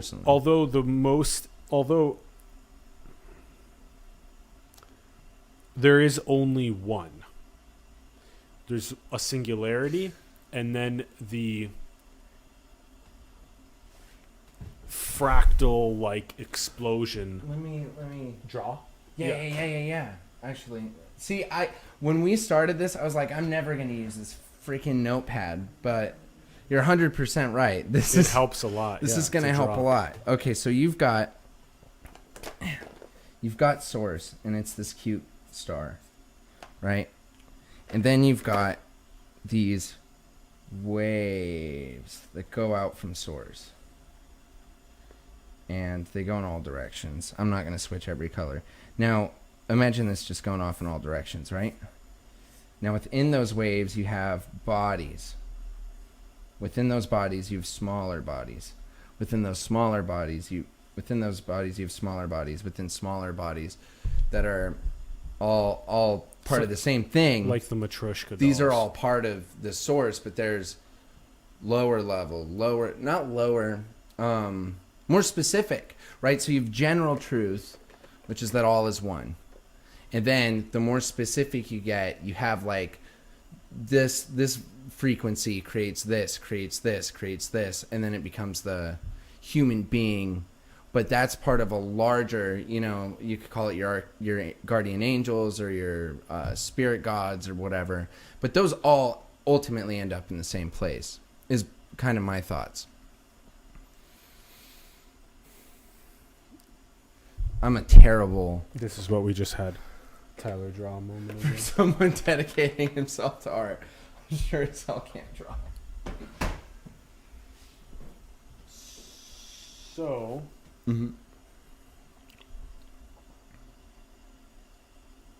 Another way of expressing it would be something like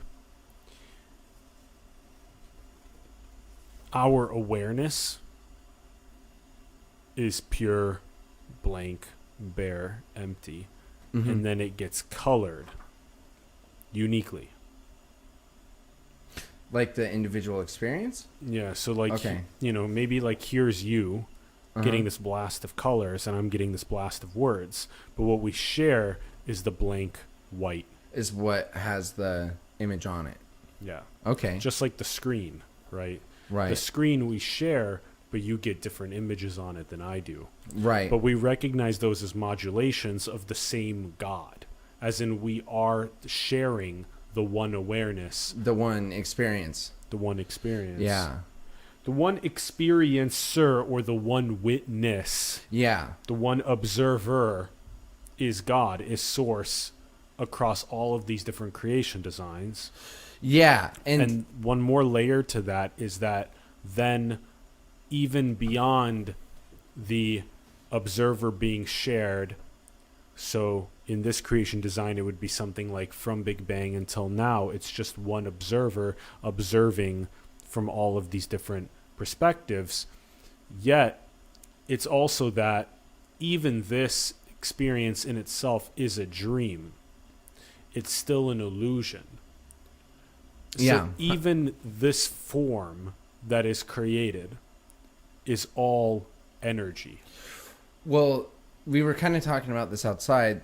The way that I like to explain it or think about it is if you took brand new software and put it on 20-year-old hardware, it would try to make sense of what's going on in it, but the hardware just couldn't handle it, right? So everything that we see, this chair and light and hear sound, that's all our interpretation of something much greater than our hardware can handle, in essence, right? The brain can only handle so much truth at once. So the actual essence of everything is far more complicated and all that, but this is what we can make sense of, If we could see everything, if we could handle all the software of reality, if we could handle the 100% truth, we would be saying it would be indistinguishable. I think it would be indistinguishable what we see. We'd be seeing all of time at once. There's no way to know. The more that we slow down, the more that we gain access, like a portal into the formless, which is what you describe, and it becomes more and more clear that that is our home, right? That is what cannot ever be threatened. Right. And all of this that is emerging is an appearance, an illusion, a dream. A play, a cosmic play, a divine play. And that, to know that home is what is inward, and that home can never be threatened, that home is eternal. Yeah, there's even the old adage, home is where your heart is, Home is that the whole idea of it is non-physical. It's an awareness or a state of being, or it's a place, but it's a different kind of place. It's a place you go from here. Definitely. If that's along the lines of what you're saying, like yeah. Another exploration that sort of gets people to it is the illusion of time, which we talked about a lot as well. The more that you recognize that, the more you go inward, the more you recognize eternity, and the more that you recognize that time and form and physicalism in general is a play, an illusion, a dream, and that it's fun to play, yet we recognize our source as we do so.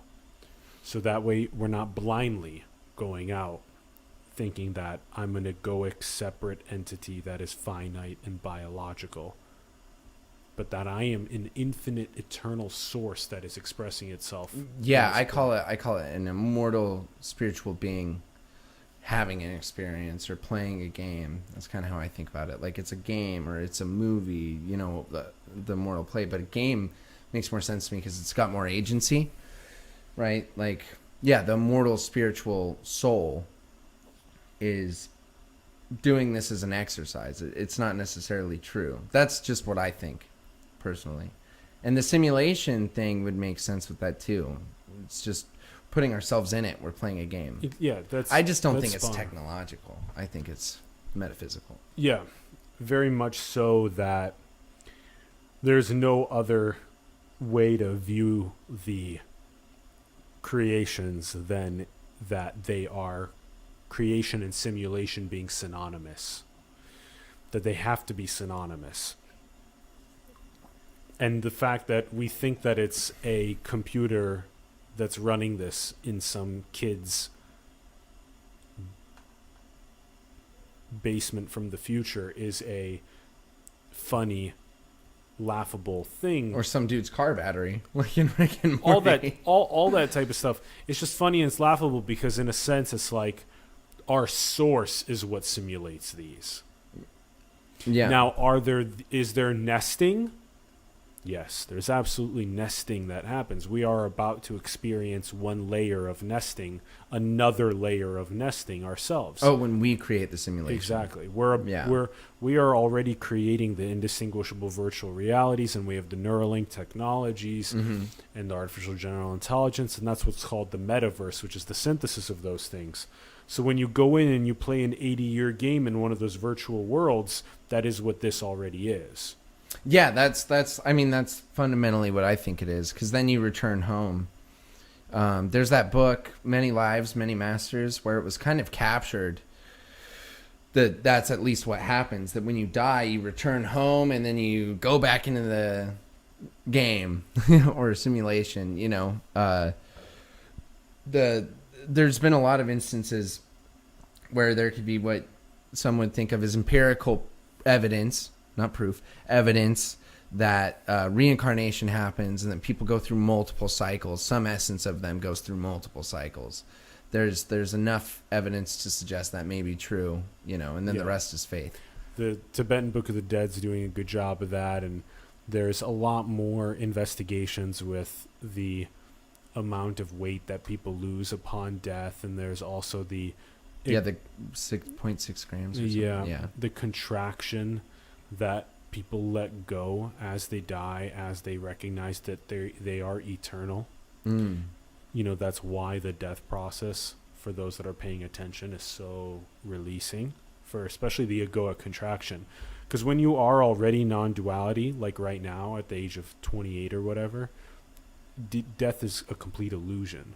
And so to you, it's absolute fearlessness. And so that's what home is. Home is that. Home is the recognition that this is vacation. Home is the recognition that we share our being, and that this is an exploration, and that it would be completely ridiculous for me to do anything to a quote other, which is really the one, that is not of the highest morality. You only want to be of the highest morality. And it's a natural thing that comes through when you've become God realized. But it requires piercing the veil, which requires the pursuit of external happiness to take a back seat to the pursuit of internal awareness. Yeah, you know, I think that's one such pursuit that could bring someone a lot of meaning. But the more I become comfortable with that line of thinking, the more I look at someone who might be more of a realist, wants to live in the real world, do material things, which is still an equally valid expression of source. Yeah, exactly. Yeah. I don't want to. And that's why the non-dual tradition is literally everything is indescribably perfect. There's Yeah. literally nothing to do. Or as it should be. As it should be. So there is literally nothing to do regarding the person that is in the parable of the prodigal son out seeking their external happiness that is perfect. Yeah. And then the person that is literally just chilling in formless non-duality, that is perfect. Right. And people might be pushed by societal structures or whatever to try to fight for the realistic things when maybe they aren't necessarily meant to. Planetary ecological disharmony is another one. As in literally the forcing function of that is another thing. It's still perfect. It's all harmonic, but the approaching breaking point of disharmony, although this is just a dream and illusion, is still very important in the sense of, do we want to continue living in this dream on this planet? Well, that's the thing. I mean, if it's ultimately, you know, you can look at it like nihilistically. Oh, ultimately, none of this matters, or existentially, which is that actually all of the meaning is in the experience of it. You know, which they kind of take the same approach, which is that this is bullshit. This isn't real. But existentialism to me makes more, it's more assuring because it gives meaning to the very act and effort of going through it. That's the goal. That's the goal, is to go through the experience. And I think we should preserve the breeding ground of this experience. Yeah, and it's very careful here because like non-duality is supposed to use as few words to try and describe what the nature of reality is, which is why there's so many of these different perennial wisdoms that are very short that try and explain what it is with these different signposts to the same one truth. But in this case, it would be something like the essence of the perfection that this is not attributed to purpose or meaning. As in, purpose and meaning are not something that is perfect needs. And so then the next thing to say is that, now, do I want to create some illusory purpose and meaning while I'm here? In a sense, that's what people that go externally do. What happens is when you go internally and you recognize that it's not even nihilism, that there is no meaning or there is no purpose, because that has so much negative connotation. Mm-hmm. It's just more that something that's already perfect, something that's already whole, right? That's not usually what nihilism's associated with. No, exactly. Not at all. And so then the existentialist school is interesting as well, but again, the non-dual school is even taking a step to say that something that's already perfect, something that's already whole, something that's already completely unconditionally free and loving, it does not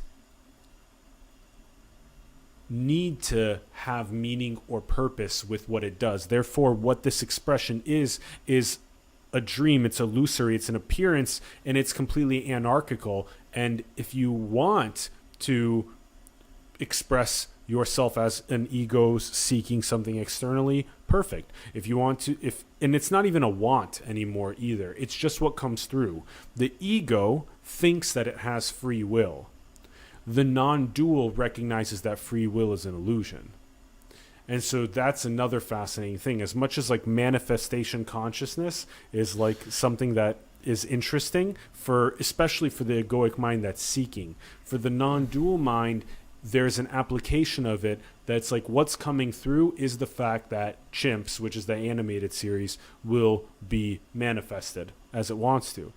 Yet I'm not doing any of that. It's doing me. That's the difference. Yeah. And I guess, divine purpose is where that plays into. So how much agency do you think that someone in the dance, in the play has? Or is there a script? Is there a script and we're following the script? Or it's anarchic. Or do you have character agency? It's anarchy. It's anarchy to the extent that the non-dual expresses it does you. You are it does you, and it's not deterministic. So are you saying that it's anarchic, not deterministic. The desires that people have and their expressions of them are aside from free will, and that people will inherently behave in ways that make what's going to happen?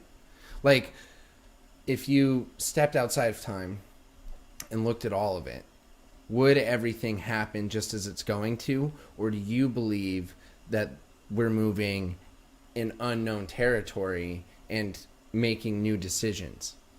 So I had a good amount of understanding of this as like a big Bayesian cloud of probabilities in the past, right? That's still what I feel as though the non-dual expression is, the big Bayesian cloud of probabilities. Yet at the same time, I recognize that there is no agent. There's no agent here. There's no agent there. Right, like no individual. There's not even that there's not even an individual, but there's not even an observer. The observer in itself also becomes transcended because you recognize that this is the play of a dream of non-duality, which is what we are. Right, we this is are already source. playing out. This is and now the thing is that Don't you think the that future source... thing, right? That future idea. The future idea is something that we, in a sense, ascribe to in an egoic way, which is that, we are going to have agency and control and destiny over this future, when all that really is just this. So do you happening. think that perhaps desire, like if you want a family or something, is actually just the source's recognition of that fulfillment later on? Almost like you experience it as, I want to have a family, but it's more like you're going to have a family.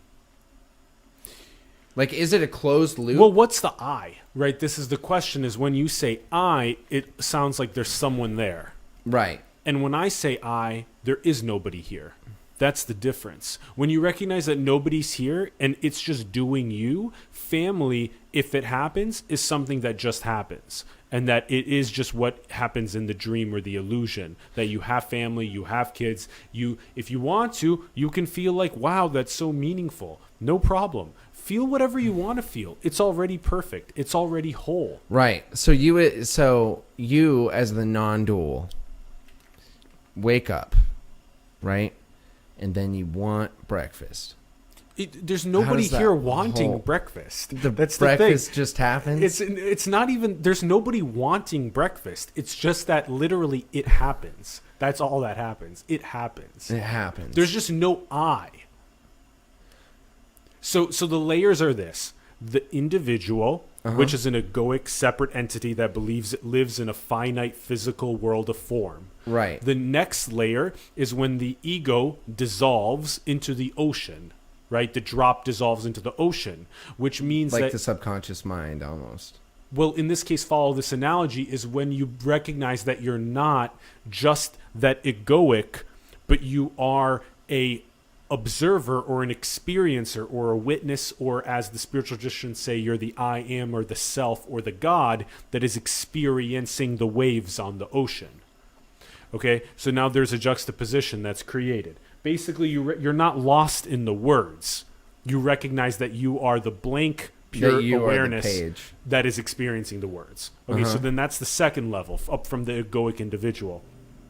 The third level, which is, you can say, is the absolute, which is the top of the mountain. The second level is like the snow cap, is what usually people get to. But the third level is the absolute, which is where you say that even this observer itself is transcended because this is a dream. This is an illusion. This is a cosmic play. This is a divine play of the non-dual. So then what happens is this and this is transcended. The observer and the experience is transcended. There is nobody here. This, quote, here is a complete illusion. Right, it's just playing out. It's just playing out. And the thing is that it really triggers people because they want to believe that they have agency. They want to believe that they have something to do. They want to believe that they have something to seek. They want to believe that they have to go and get something in the external world. But it's already happening. It's already doing you. That's what surrender means, is that you open your channel up because you're no longer that contracted ego, but you recognize that you are that God source, infinite, non-dual expression that is then happening in this dream, which is, oh, this character whose name is Atlas wants to do this thing where he interviews people and he asks them about the non-duality. You know? Like that's, and when you get to that level, now that's where peace and bliss and childlike innocence and wonder and awe are. That's when you know nothing is threatened because we are eternal. Yeah, I'm grasping. I don't think I'm getting as far down the rabbit hole as you are, but I'm grasping what you're saying, and it's pretty wild shit, I gotta say. I don't know how zonked out I want to be, man. More power to you. That's wild. I'm going to listen to that, what you just did, on my phone 50 times after this interview and still be like, the fuck? It makes sense. I get what you're saying, though. This is playing out. But aren't you observing it presently? So now that's a really great question. And it's totally where I was even just like a couple weeks ago, honestly. The difference is what happened was that the quote observer thought that it existed. Yeah. Thought that the ocean I guess that makes sense because if we made a simulation and the artificial intelligence inside of the simulation thought it existed, but then under that, it was actually inhabiting this body, and the body thought that it was the principal, there would be a stage that the AI would get to where they realized, I'm not actually the body, I'm inhabiting the body. But then they wouldn't know, you don't even exist at all, you're in my computer. Right. And so what we say is non-duality or source or God or the infinite or whatever we want to say, the eternal, that is what that is. Now, I've also even played around with some of the like science around trying to understand, well, if there was an quote objective function, this is where I was like 6 months ago. I was playing around with an objective function. Like, what if we were exploring infinity? What if we were exploring infinite creation designs? That's what I kind of figure. And that's what is happening, but those creation designs don't actually have characters in them that are experiencing experiences. That's the last step. The last step is to recognize that this divine play of these creation designs, the quote form, the quote physical, is a complete illusion. It's a dream of appearances. And that's the last step, is once you get that one, that's when you really click in. Again, this is fascinating because to me, this satori towards non-duality and then into the absolute has just been like a month for me. Right. It's been nuts. But I literally pursued truth nonstop for 5 straight years until this yielded. But it's fascinating because I came to LA. Really quick, is it okay if I do this? Yeah, hit it. Yeah. And you come to LA, and the funny thing is that we don't even recognize sometime what baptizing is happening. So a month into coming into LA, this baptizing happens. What baptizing? Satori, into true non-duality. So even though before I was living at the stage which you could call oneness before that. Yeah, some people would Buddha, right? Is Buddha that stage? What stage is Buddha? Buddha is like nirvana. Buddha is understanding the illusion. Okay. is what we say. And Jesus also, we would say, is understanding the illusion. Wait, before we unpack too much, there's one thing I wanted to say. Yes. And that's because you were talking about the prodigal son earlier, but Yes. we were going. Yeah. If you look at Christ more as a symbol than a person, that Christ represents. Christ is the embodiment of the connection between man and the divine. The presence of Jesus Christ means that we have that God in us. We are Christ. So if you reinterpret the Bible, it's not this separate, and that's where the church has really screwed it up. They took him and they made him this separate entity that you can never become. Exactly. That's the biggest load of shit ever. The idea behind Christ is that Christ is you. You are the Son. Exactly. Right? There's the Father, the Son, and the Holy Spirit, and that's the connection between both of them. Which are ultimately one. Right, which all of those things are the Holy Trinity, but they're the same thing, which is apparently nothing. And so that is what you could say is the last step in the mountain, is the recognition that of you know of. There might be this new step. Well, it's the last step, but then the thing is that it becomes a more and more to that every moment. So that's the thing, is that this now that exists right now, if we're feeling peace and bliss and childlike innocence and awe and wonder, then that's when we've done the reps. Even if you feel the non-duality and the absolute, even if you feel that, the more and more that you basically, you're still going to come up, like when somebody says the word Tyler, it's still going to create an onion layer of identity, just like Atlas similarly as well. There's a creation of an onion layer of identity again, where you basically go from the non-dual or from the absolute to the physical, to the form, to engage with something. So when I say, fill up some more water, I'll go get you some more water, you're thinking like, okay, well, this separate entity is going to go over into this world of form and go and procure more water for me to fill, etc., that type of thing.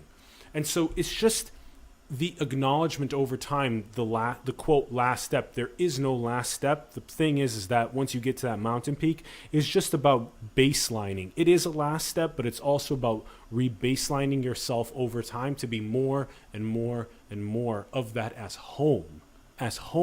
Because your monkey mind wanders, you fall into the illusion more and more occasionally. So it's fun to go in the illusion. It's fun it's fun, you know.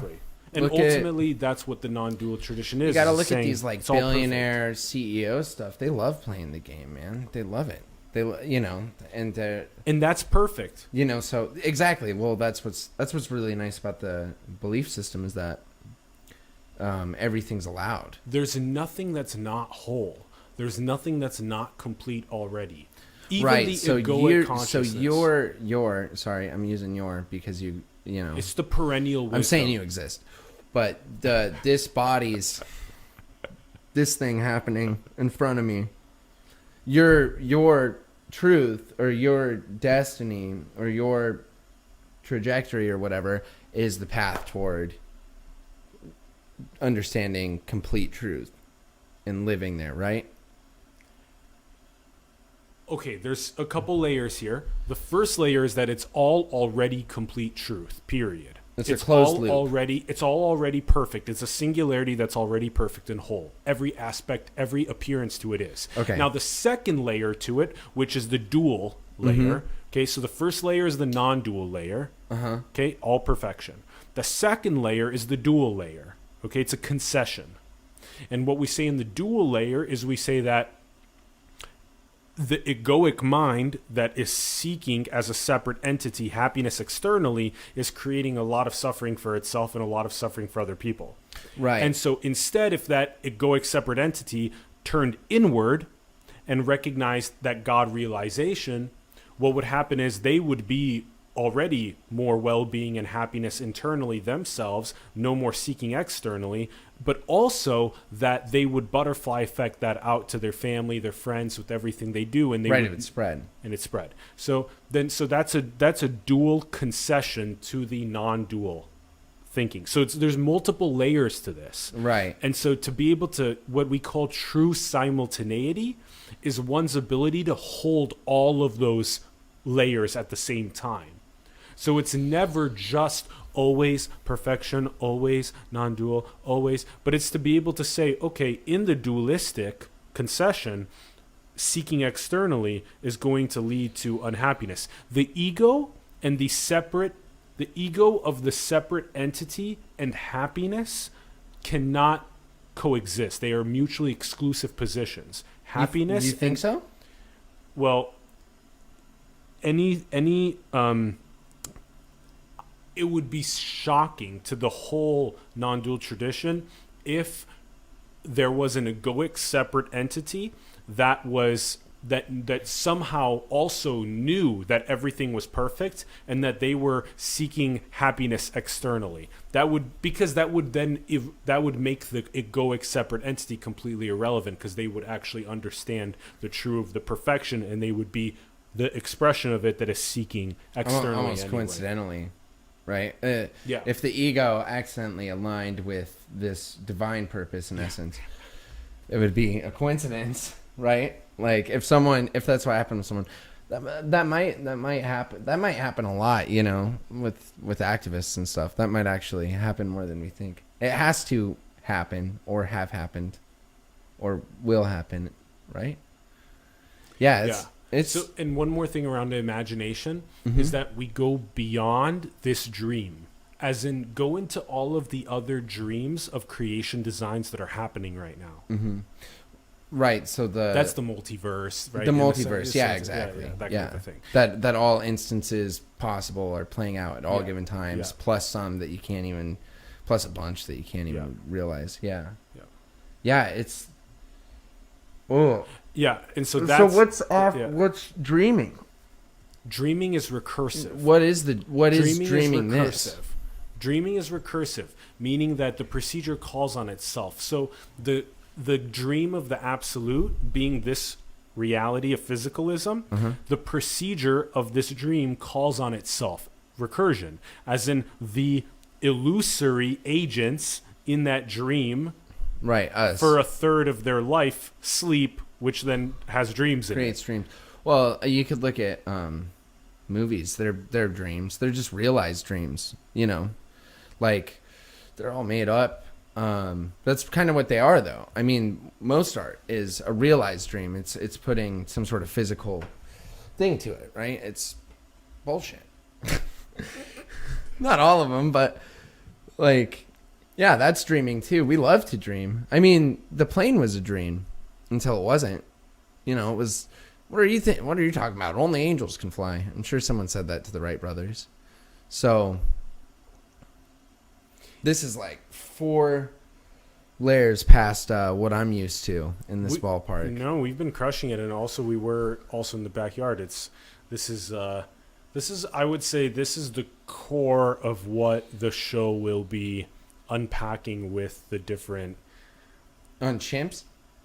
Or this show, simulation, interviewing the different celebs, influencers, people here in LA to kind of have the introspection happen, but also with chimps and the VR pedagogy and all these types of other projects is getting especially young people excited about introspection, going on the inward journey, recognizing that diamond necklace around their neck, recognizing that well of honey under the rock, and then being God realized is just a natural flow, harmonic, outward into the physical dream illusion, where you would never ever do anything that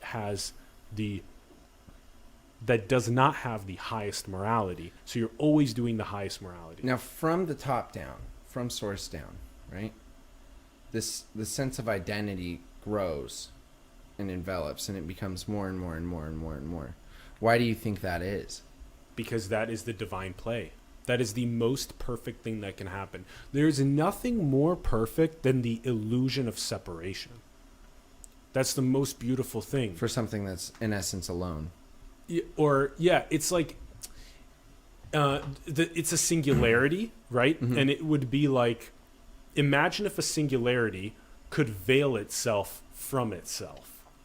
Yeah. And that's what this is. That's kind of what we're that is what this getting is. at, right? And Is there's that it's hiding nothing the as truth cool from itself. as this. Exactly. Right. So this is the trick that we're playing on ourselves Yeah. to do. Yeah. That's kind of how I see it. I guess I just never thought it to the point that made me question everything so much.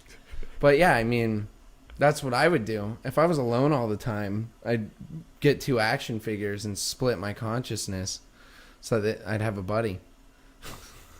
Right?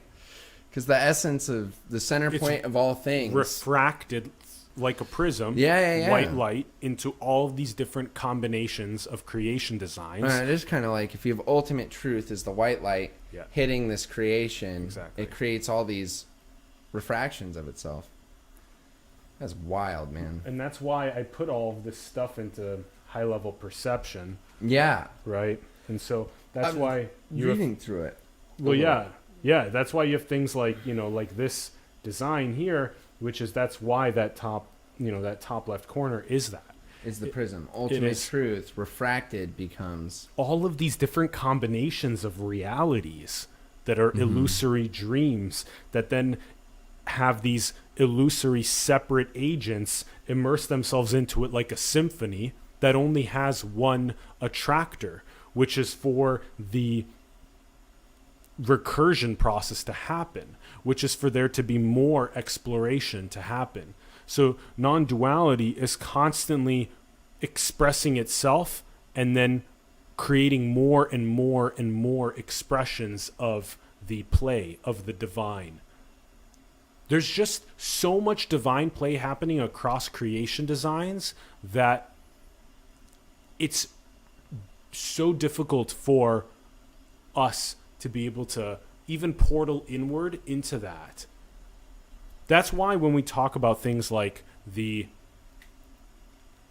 multiverse, or when we talk about things like quantum mechanics, when we talk about all is energy, all is no thing, what's happening is we're recognizing that there's more and more of a quote Atlas or a quote Tyler that are across all of these different. If you slow down enough, you can basically hear the forking. If you slow down enough. like when the idea that every time a decision's made, it splits into multiple realities, right? Yep. Yeah, well, that's something I think, I mean, there's so much science to back that theory up, not to prove it, but to back it up. Yep. That there's the endless multiple realities. Yeah. And that's the point, right? Whether or not you got that croissant this morning. But wait, then wouldn't that mean that you have some sort of agency? Or is that just 2 different versions of the play that it's playing out at the same time just to see what happens? It's running a simulation is in essence what you're saying. It wants to see everything that can happen, just 2, so it's making it all happen. But then does that thing exist? The thing that's doing that? So what we're talking about right now, it does not have an intention. It does not have a meaning. So it's just doing it. Yes. All that exists is this appearance. All that is this appearance. And all that is not at the same time. It's all that is and isn't. And all that isn't is too. Because there's all the other appearances are happening too. But all that there is the one appearance? Or all the appearances, but none of them are. It's like perpetual Schrodinger's cat. There you go. It's like Schrodinger's cat. It doesn't matter if the bomb went off or not, because they both are happening all the time. And no one's there to witness it. Nobody's here to witness this. Yeah. That's some mind-blowing shit, man. Yeah. Jesus. And that's the last stage so far, is that you go from the individual to the ocean, recognizing that you're experiencing the waves And that's a profound point, because you get there and you're like, holy fuck, this whole time I thought I was a separate egoic entity with 8 billion other separate egoic entities. Right. But now I recognize that literally our consciousness is the ocean and it's shared. See, I like living there. And living This there is, next spot you go to is where I'm like, I don't know how much I like this next jump you take. See, I like living it all as one. Yeah.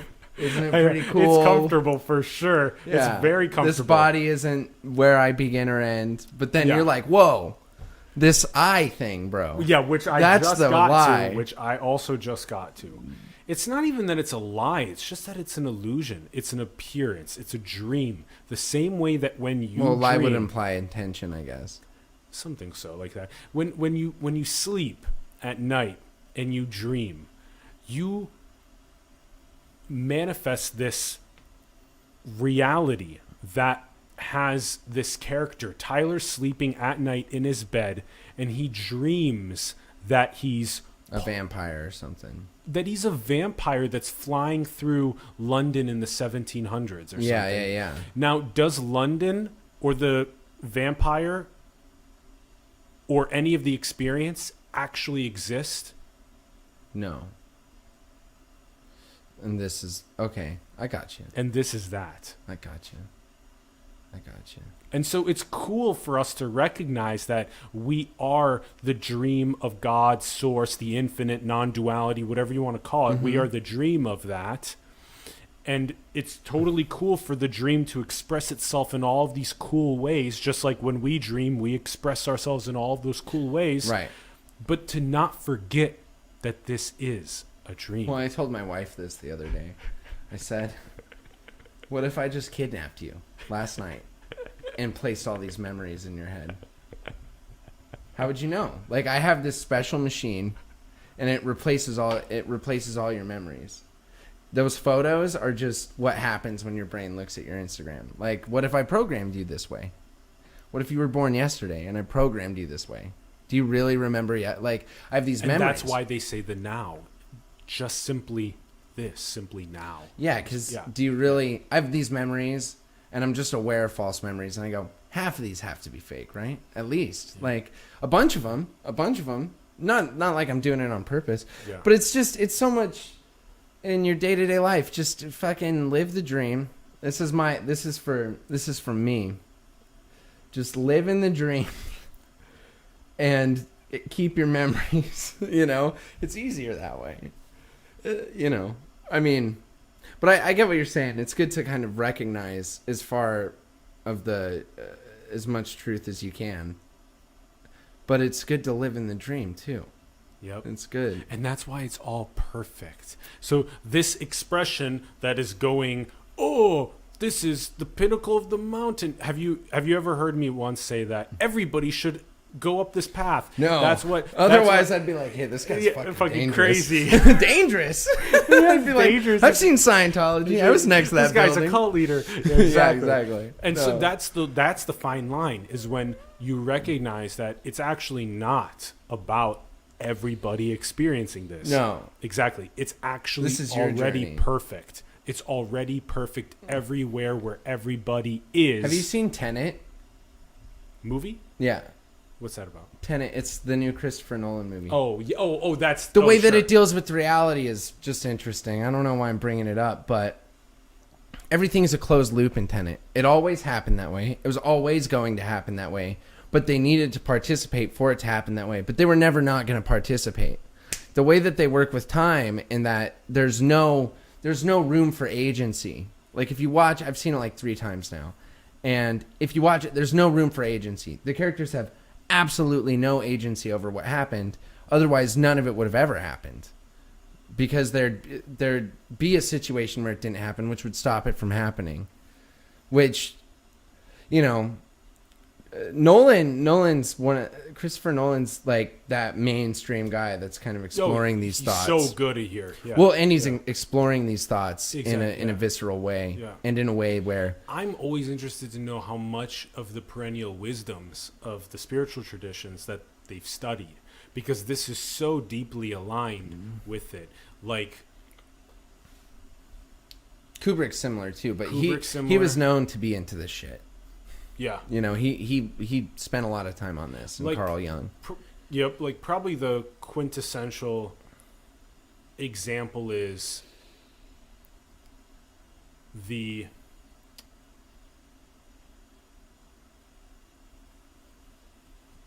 Of this being explored in film? in film. Into the Void? No, Is that it? is No. Also with Leonardo DiCaprio.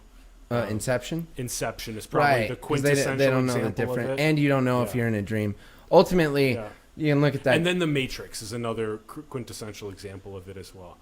The Matrix is a little more finite, right? Because but then they're in the Matrix. Yeah, exactly. Yeah, it's exactly. Inception and Matrix are pretty. That's close. another. Yeah. The Matrix is another one. Simulation theory is commonplace today, but the first time anyone heard about it that I'm aware of was in a fucking movie. Was in a movie exactly. And You know? look at how that projected. And into Inception, he spins the top.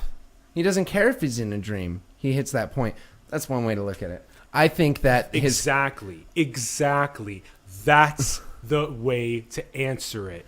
You don't care anymore because you finally fucking got it. Now, from here on, all that you do is just be. That's it. Now that you got it, just be. The illusion is no longer going to tempt you with, come and get my physical object because it's what's going to make you happy, which is beautiful. Well, or the obsession of whether or not he's dreaming. Right, he Or gives whether up or on not it that is, yeah. because This is real, or he it's lives not in real. a dream It's real, it's forever. not real. It feels like forever just give up because on they're it. stuck in the dream. They get out, and she is so overwhelmed, thinking she's trapped in a dream. The only way to wake up is to die, so she kills herself. Now, is he trapped in a dream? I guess he gets the best. He gets to the best result, which is. It doesn't fucking matter. I'm just gonna do what I'm gonna do. This is fine. Like this whatever. I'm sick of Again, trying to figure it out. That's the wisdom, and that's the wisdom. There's literally nothing to do. It's already perfect. It's already whole. See, I think, and then the duality is, there's suffering. We should go and eradicate that suffering, or people should pierce the veil and they should realize God. You know, that's the duality. Yeah, which is a concession. It has its truth in its layer. Yeah, you kind of have to live the duality, you know? Because again, the simultaneity is where you transcend both of those into one. You transcend both of those into one. You're not doing anything. There is nobody here. It's doing you. It's doing you. It's doing you. And the more that you... And you're just The more that you get to that mountaintop, the more that you recognize that there is nobody here doing anything.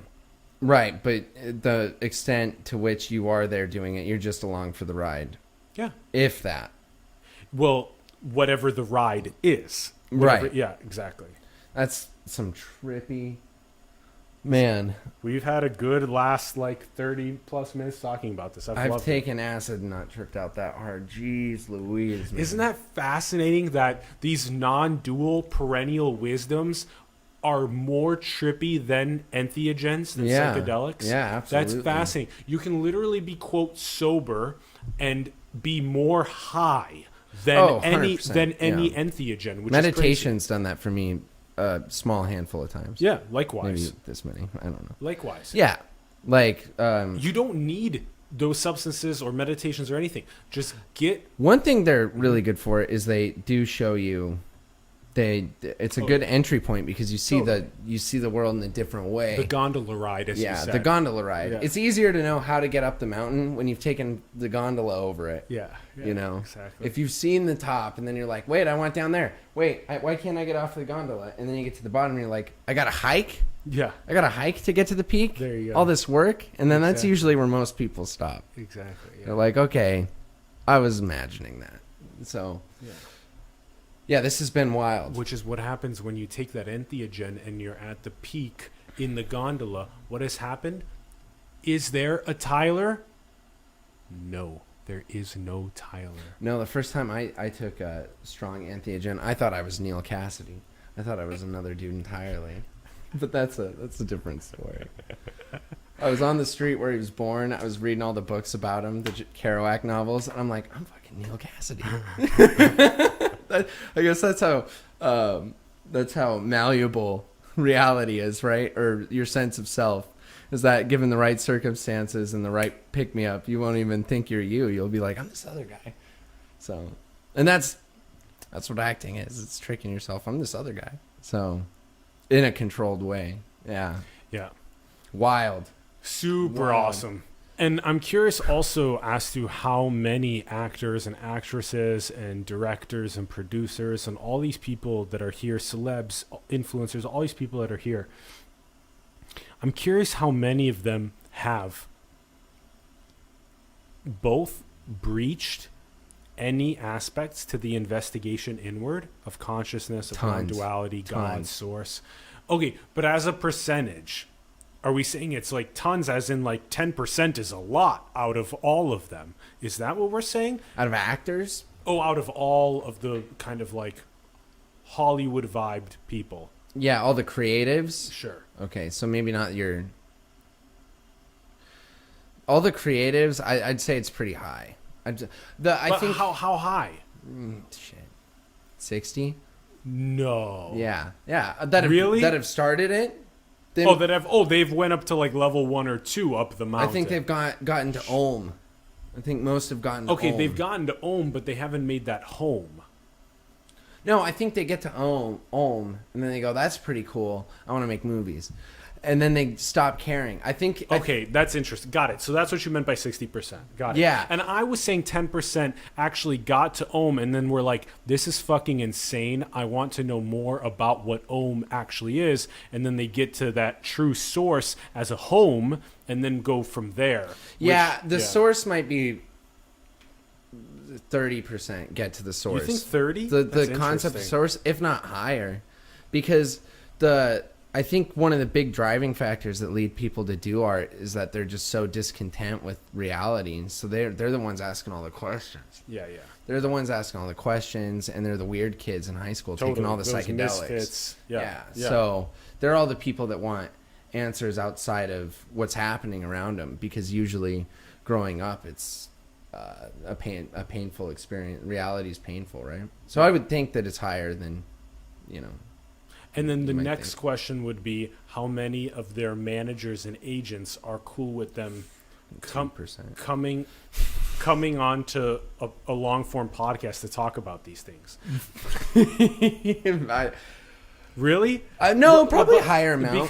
Because how many people go Look on at what Gwyneth Paltrow's reps let her do. She's all about this kind of stuff. Maybe not so deep. And what about Duncan Trussell and Russell Brand? They have a lot of people coming on their programs. Yeah, that's true. They're talking about subjects like this. That's true. Well, new age thinking is pretty in vogue. So I bet you could get a lot of them. The other thing is that you did say 0 at first, which was interesting. That want them to? Not that want them to, but that want them to. It's because didn't you say that unless we have a direct in to them, which usually sometimes I found that they have their emails littered over the place in different places, and I'm able to send them a direct message about it. Which usually that'll be intercepted too, but yeah, exactly. They've got the rep might they might bring it up to him. They might not. A lot of times if something doesn't seem worth because they're like, they're just gonna be why would I want my client to go and talk about consciousness and non-duality? What any benefit does this have? And then the selling point is actually this example of them coming on the program to do that has the most benefit for their own personal happiness and flourishing, as well as for everything they touch downstream. I think that's the selling point. I think a rep is going to be more like, is this going to hurt their career, or is this going to help it? And that's what they're going to care about. And the illusion is that it's going to hurt because it has some sort of negative detrimental effect on their egoic presence, whereas it actually benefits a lot. It's actually quite fascinating, the backwardsness, which is part of the perfection of it all. One thing I've kind of noticed just watching is that a lot of people and maybe it's the air of mystery or something that you probably want to maintain as an actor.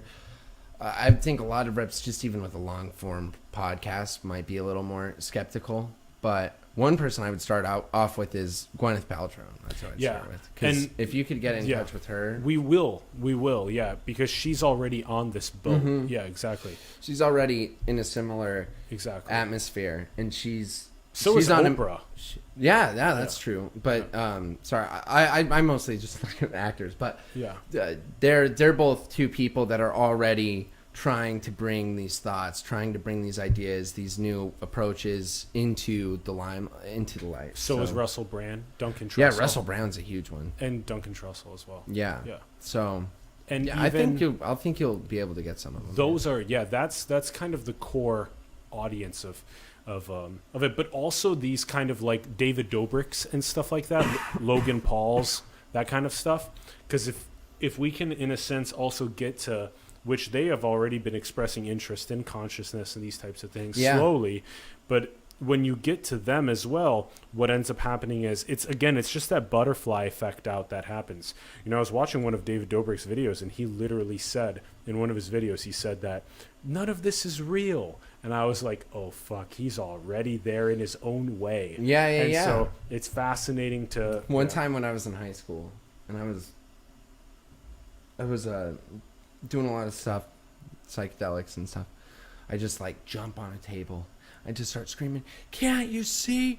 Can't you see? It's all an illusion. Wow. Can't you see? Wow. And I just screaming it, and then these people just started applauding. Wow. Yeah. And I'm in this big park, back when people used to go to parks and they'd be full of people. I just jump on this picnic table. Can't you see? It's all an illusion. It's all made up, man. So I think a lot of people have hit that, touched that. I just don't know if they've grounded there. Exactly. Yeah. Wow. How old were you? Like 16. That's probably. so interesting. Yeah. And you just got up in the park? Yeah, there was this park. I'm with my friend. Yeah. Maggie. God bless her. I love her. And you're just in the middle of the peak of your trip? No. I wasn't even tripping, dude. I was sober. Oh. But it was around the time that you were doing I was just super into this stuff, man. Yeah. I was just reading all the Hunter S. Thompson but that's books. so cool. I was reading all the books. I was doing all the... the electric Kool-Aid acid test. I was like, we need to get a bus. We need to do this. Yeah. You know. Have you read that? The electric Kool-Aid acid test? Heard. Yeah, it's okay. It's an all right book. The idea of what the Merry Pranksters was doing was cool, but I was so into that, and I was just all the time. Yeah. And I just jump up on this table.